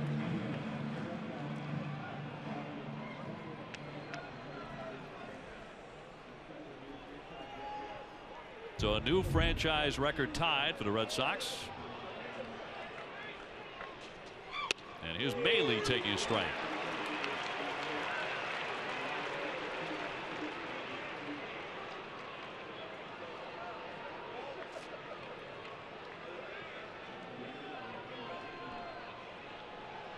Maile in this one, 2 strikeouts and a single.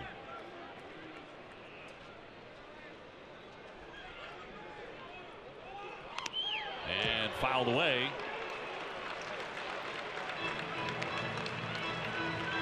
So that's 2 strikes on Maile. And if Joe Kelly strikes him out, that will be 21 Red Sox strikeouts today, and that would be a new major league record for a 9-inning game.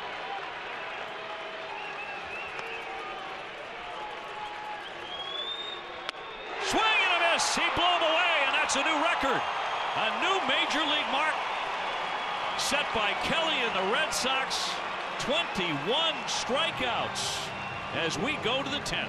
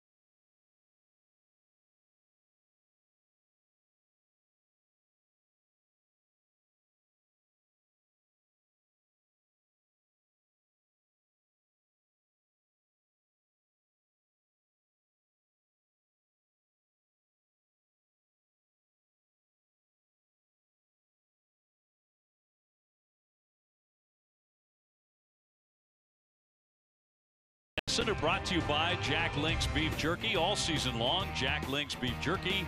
Feed your wild side. And Tampa Bay will go to Eddie Gamboa here to begin the 10th inning in a 2-2 tie.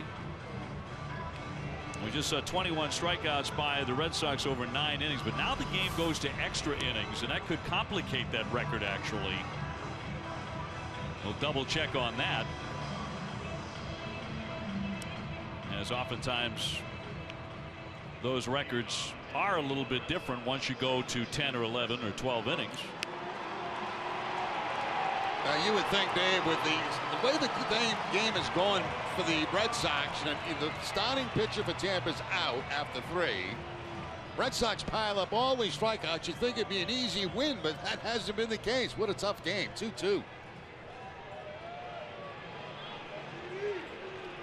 Well, suffice it to say that no pitching staff has ever struck out 21 guys over 9 innings. But now we go to extras. Locked up at 2-2. Dustin Pedroia 1 for 4 with a home run. Red Sox trying to get on the board for the first time since the 3rd inning, when Pedroia hammered a home run over the left field fence.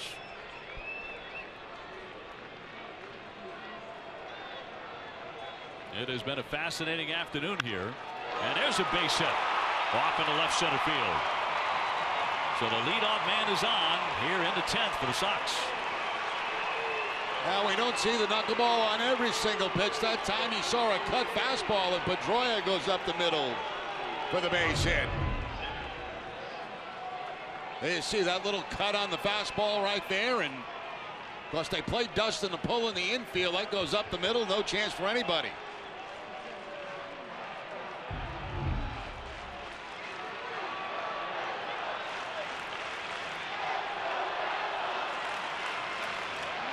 So Xander Bogaerts with a walk, a double, a walk, and a fly to left.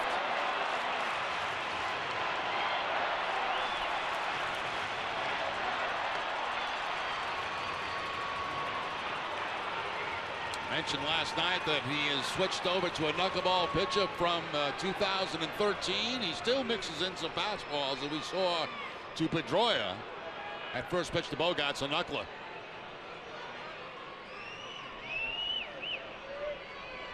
David Ortiz on deck, and the 1-0 is in tight.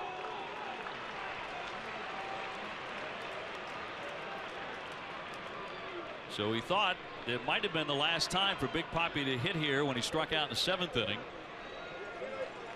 He's going to get another chance at Tropicana Field. And the 2-0 pitch from Gamboa across for a strike.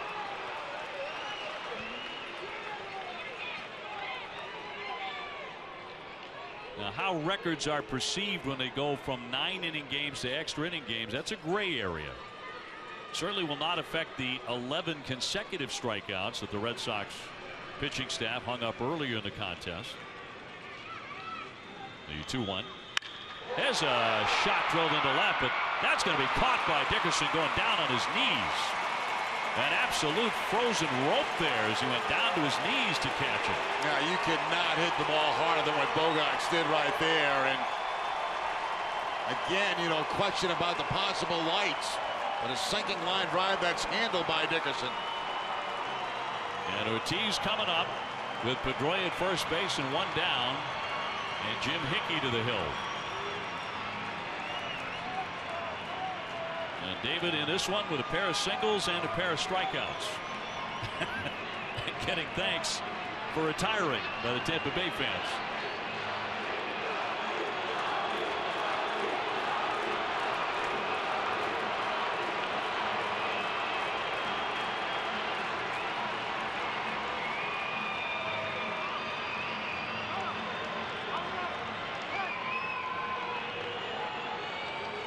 A 2-2 tie in the 10th.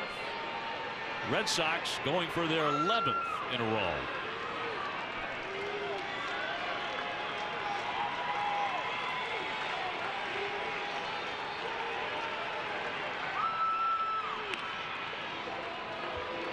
Outfield very deep for the Tampa Bay Rays. Make sure nothing gets over their head course, Ortiz would like to put one over their head and over the wall.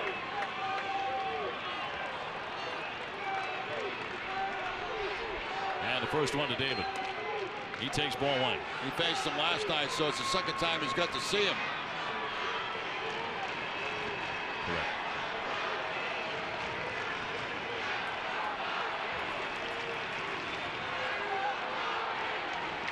The 1-0. A line shot toward the alley. That's going to keep on rolling all the way to the warning track. Pedroia. He's being waved in. Here's the throw.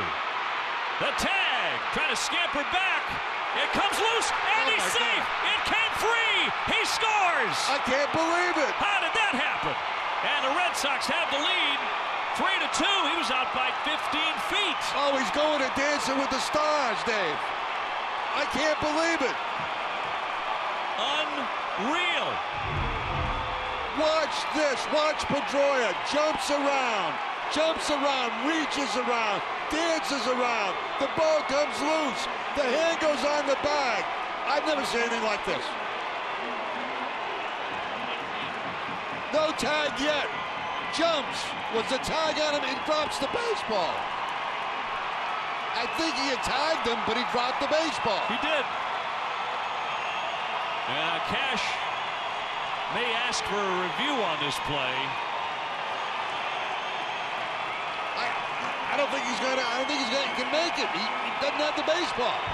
The Red Sox have somehow taken the lead here in one of the most incredible base running plays at home plate you're ever going to see. I have never seen anything like that in my life. Never. I've seen some crazy things around home plate, but I have never seen something like that. Dancing, darting, juking, and it came out. And now the Red Sox will run for Big Papi. And they are refusing to post the run up there on the Tampa Bay scoreboard. Hernandez will run for David. Down to second base. That's a double.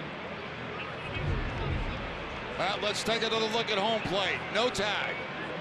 Still no tag. Was there a tag there? But there was never control of the baseball in the mitt. Remember, too, he's got the oversized catcher's mitt right here. It's not his normal glove because of the knuckleball pitcher. Still searching for Dustin. Now dances to the left. A jump. The tag's there, but the ball comes out. Jerry, he should have been out 3 times. Yeah. Oh, my goodness. Phenomenal. Red Sox leading 3-2 in extra innings. They did appeal and ruled safe. Dustin Pedroia, and Cash comes out again. And explaining his side yet again. But they did appeal it, and that appeal was denied. Okay, they got to look at it now. Are they appealing whether Pedroia ever tagged the plate? Yeah, they are going to look at it now. The play is now under review.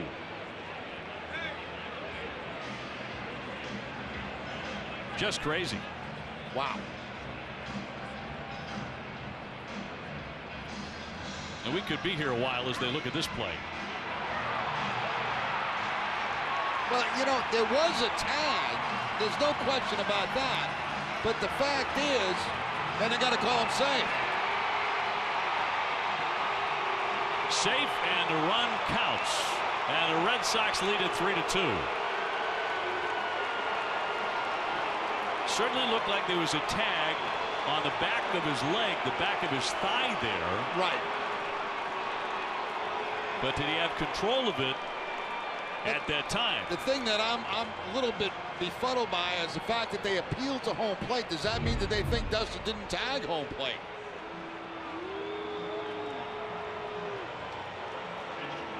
Looked like he got his left hand on it. Yeah, he's got home plate. I think that's the reason they appealed, yes. But clearly there you can tell as he dances around with the left hand. Well, a little harder to tell from that angle, but on a previous angle, looked like he had his hand firmly on the plate. I'll tell you what, Tom Bergeron and Bruno, and they're all going to be calling Dustin Pedroia for Dancing with the Stars. Now, you know what the answer is going to be from Dustin. Don't bother me. I'm a baseball player. That was incredible.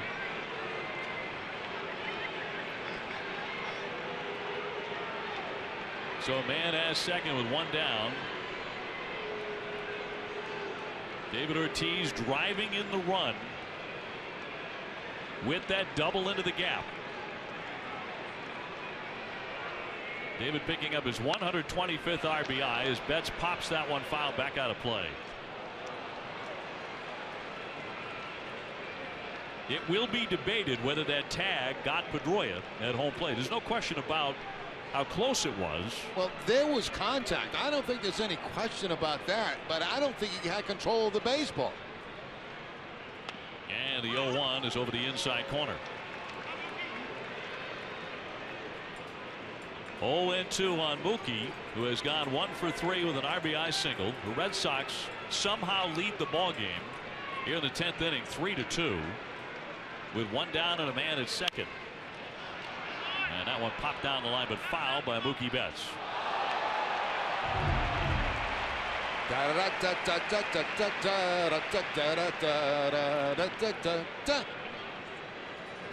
And safe. And a 9.9.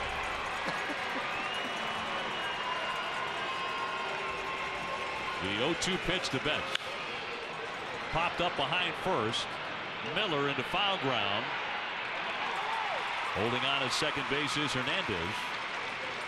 And there are 2 down here in the 10th inning. Red Sox trying to win their 11th in a row. But not one of those victories to this point more amazing than this one, if it comes to pass. Still work to be done here today, but David Ortiz driving in to run with the double. Pedroia looked like he was out by 10 or 15 Oh, yeah. feet. I was shocked in that situation that they were actually sending Pedroia from third base. That Butterfield elected to send him. And then we got the entertainment of the day after that. Just incredible. Andy Ramirez has been doubled up twice. He's also flied out and grounded out. 0 for 4 today. Sox would love an additional run, and that one off the mitt of Maley all the way to the backstop, and Hernandez will advance 90 feet.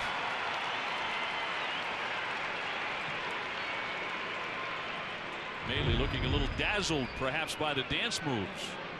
Now the knuckleball right there, and even with the oversized glove cannot make the catch on it. So one knuckleball wild pitch, a pass ball away from another run. 2 down, and the 1-0 pitch. Remember, you got a knuckleball out there.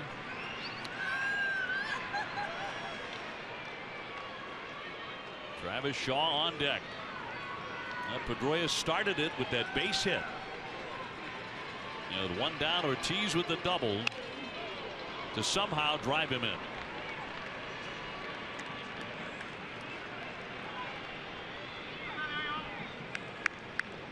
On a day where the Red Sox have been setting pitching records, it's David Ortiz, as has happened so many times, delivering in the clutch to put them in front. And a 2-1. Foul back out of play.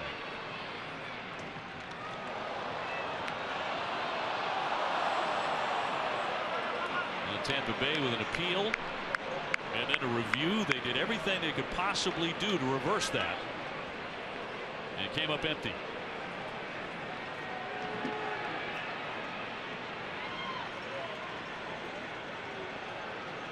And a 2-2 coming.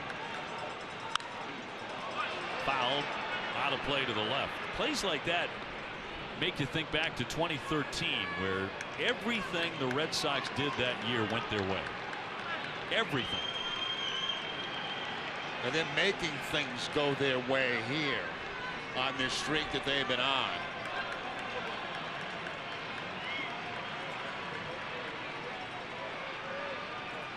Here comes the 2-2.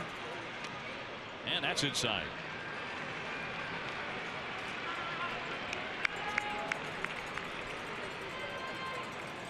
Red Red Sox scoring in the 10th as they bid for 11 straight.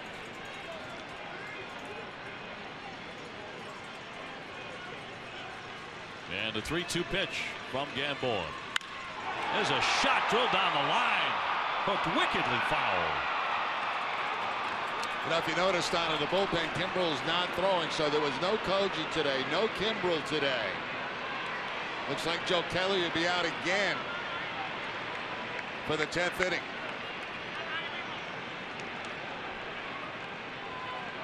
He struck out 2 men in the 9th inning. And the last one at 99 miles an hour to give the Red Sox 21 strikeouts today. The most ever by pitching staff over 9 innings. And dribbled back to Gamboa. He'll throw on to first to retire the side.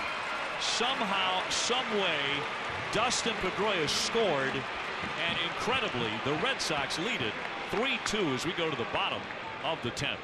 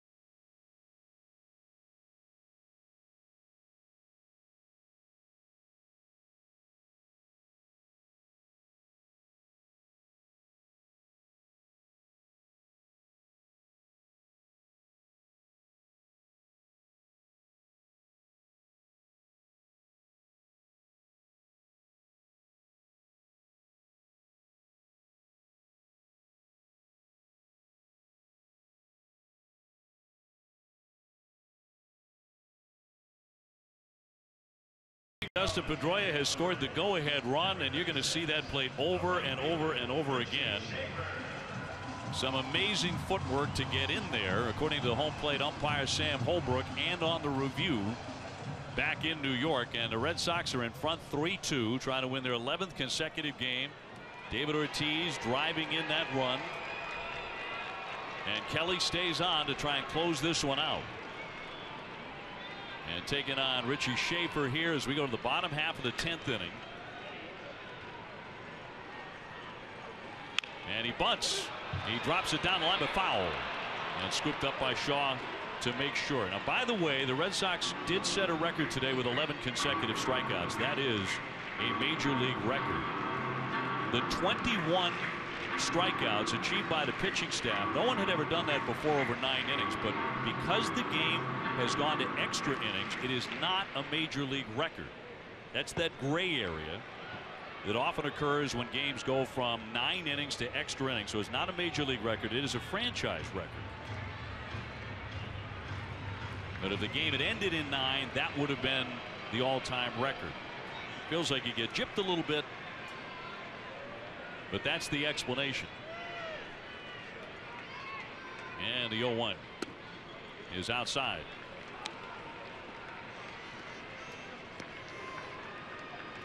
(3-2) Boston. Red Sox going for a 3rd consecutive sweep.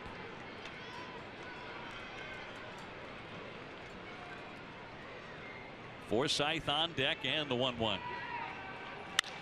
Hard hit. Oh, bad hop off into left field. That took a wicked hop past Shaw. And Schaefer is aboard. Yeah, Shaw had absolutely no chance on that. It looked like he was going to be able to make this play on the bounce, but look at the last bounce come off the unofficial surface right over his shoulder. So it'll be a base hit for Schaefer and send up Forsythe, who is 1 for 4 with a single. And And he scored the tying run in the 8th inning.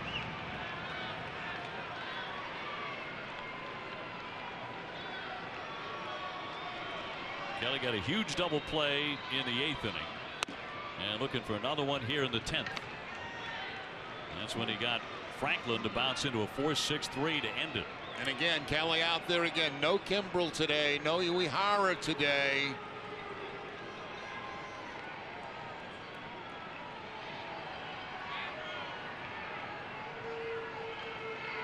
And a 1-0 from the righty. Swung on and missed. 98 on the gun. Yeah, velocity's been way up there for Kelly. 98, 99 with most of his fastballs. A long afternoon here at the Trop, approaching the 4-hour mark. Red Sox, if they get out of here with another sweep, they could care less. Here comes the 1-1. That's a strike.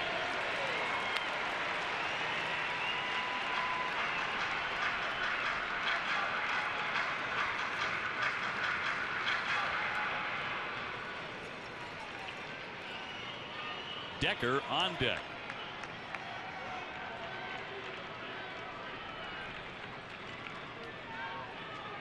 And Kelly with a 1-2. Struck him out. Red Sox have fanned 22 today. Out by design. You can see Vasquez give the 1 and the flip up high, and that's exactly what he gets. The high fastball. And Decker will be next. He's been up twice today. He struck out each time. 3-2 Boston. Well, it's been a fascinating baseball game. It really has.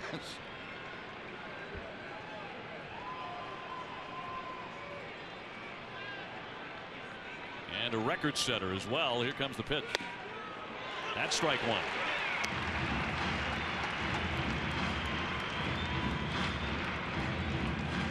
Red Sox today have set a record for consecutive strikeouts and also a franchise record for strikeouts over 9 innings and strikeouts for a season by the pitching staff. That's all been done today. The 0-1. Strike 2. There's that outside call again. We've seen it most of the day.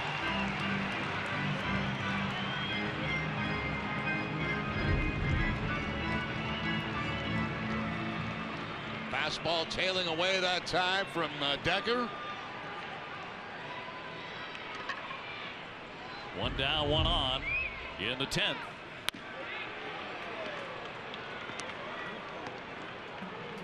Evan Longoria on deck.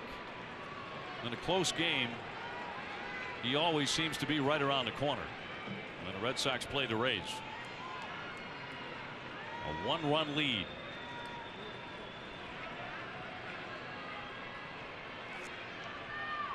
Kelly looking for another punch out. Here comes the 1-2. And just outside to make it 2 balls, 2 strikes. Yeah, last 2 pitches he's tried to elevate to the outside part of the plate and high to see if he'll chase it. He's laid off both of them.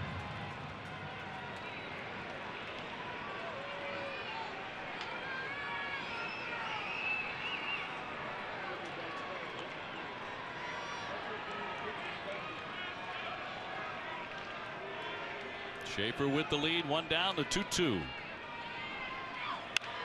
Fouled away.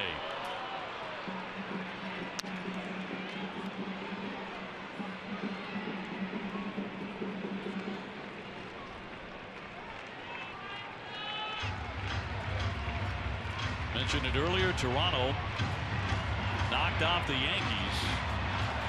They had a crazy game. Right now they are 5 back of the Red Sox.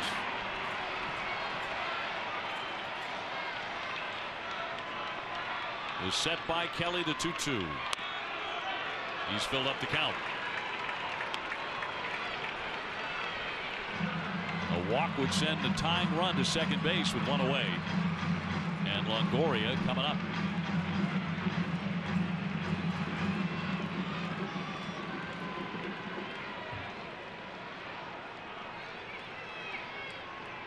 Decker struck out in the 5th and again in the 8th inning.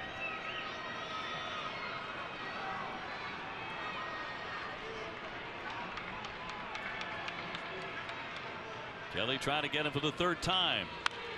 Pop foul back out of play. Kelly coming right down the middle on the 3-2 count with the fastball, and Decker just able to foul that ball off. A little bit late on the swing. Another live fastball from Kelly.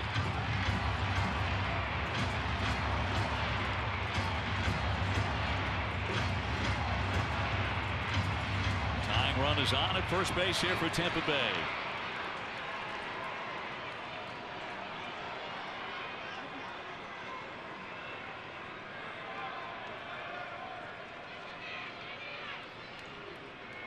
Three-two.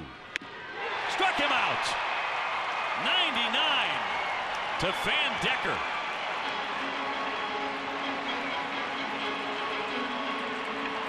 Once again, back to his best pitch. His best pitch is his fastball. He goes up and away to Decker. Again, above the belt. Big uppercut swing. Not able to make contact. One dangerous hitter left. And that's Longoria. He has singled, struck out again, and taken ball 4. Red Sox 1 out away from extending the winning streak to 11 straight. 2 down in the 10th. Foul tip to the mitt for strike 1. 99. Look at Shaw at third base. Can you play any closer to the line? No way.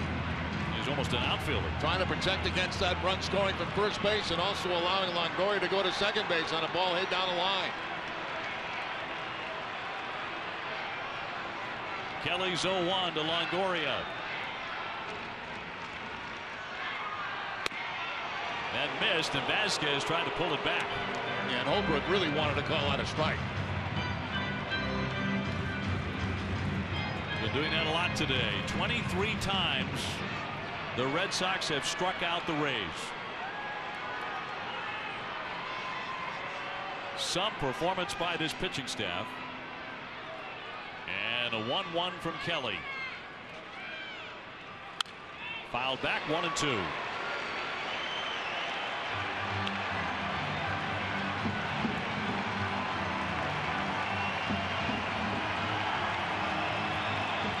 It would be fitting for this game to end on a strikeout.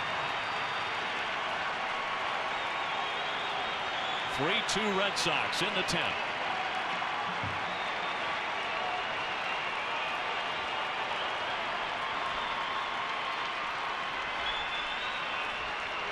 The 1-2. Ball even on Longoria.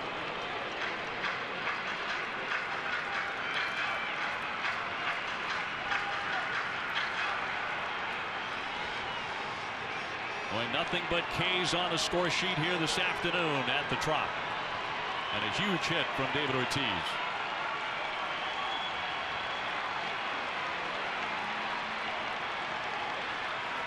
Two balls, 2 strikes.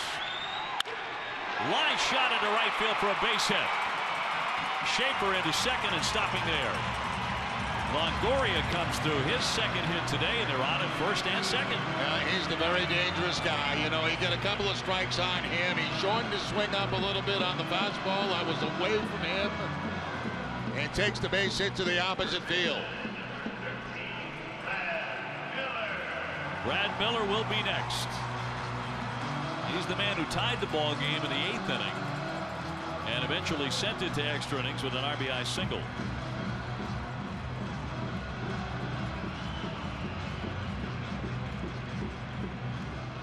So first and second.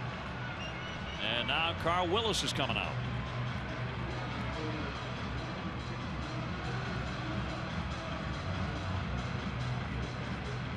Miller on the day with a line drive to right field. It took Betts to the warning track. He's also struck out twice. And then the base hit. And he is their second best RBI man behind Longoria.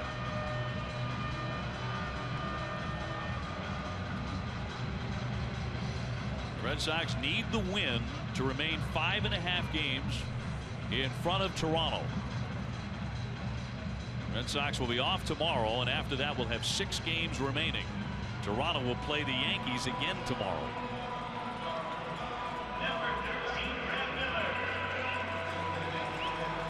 Miller with 81 RBIs. He is their cleanup man. 3-2 Boston. 2 down in the bottom of the 10th.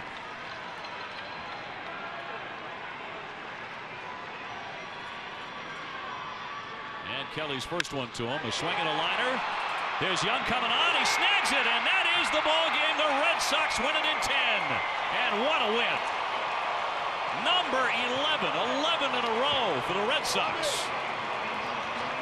And as fascinating a game as the Red Sox have played during this winning streak. I agree with you, Dave. I mean, you know, you can't make this stuff up. I mean, this play at home plate that Dustin Pedroia somehow scored on, you cannot make it up. It's just incredible. One for the ages there, that play at the plate. 11 straight. TC, they keep on dancing all the way to New York City.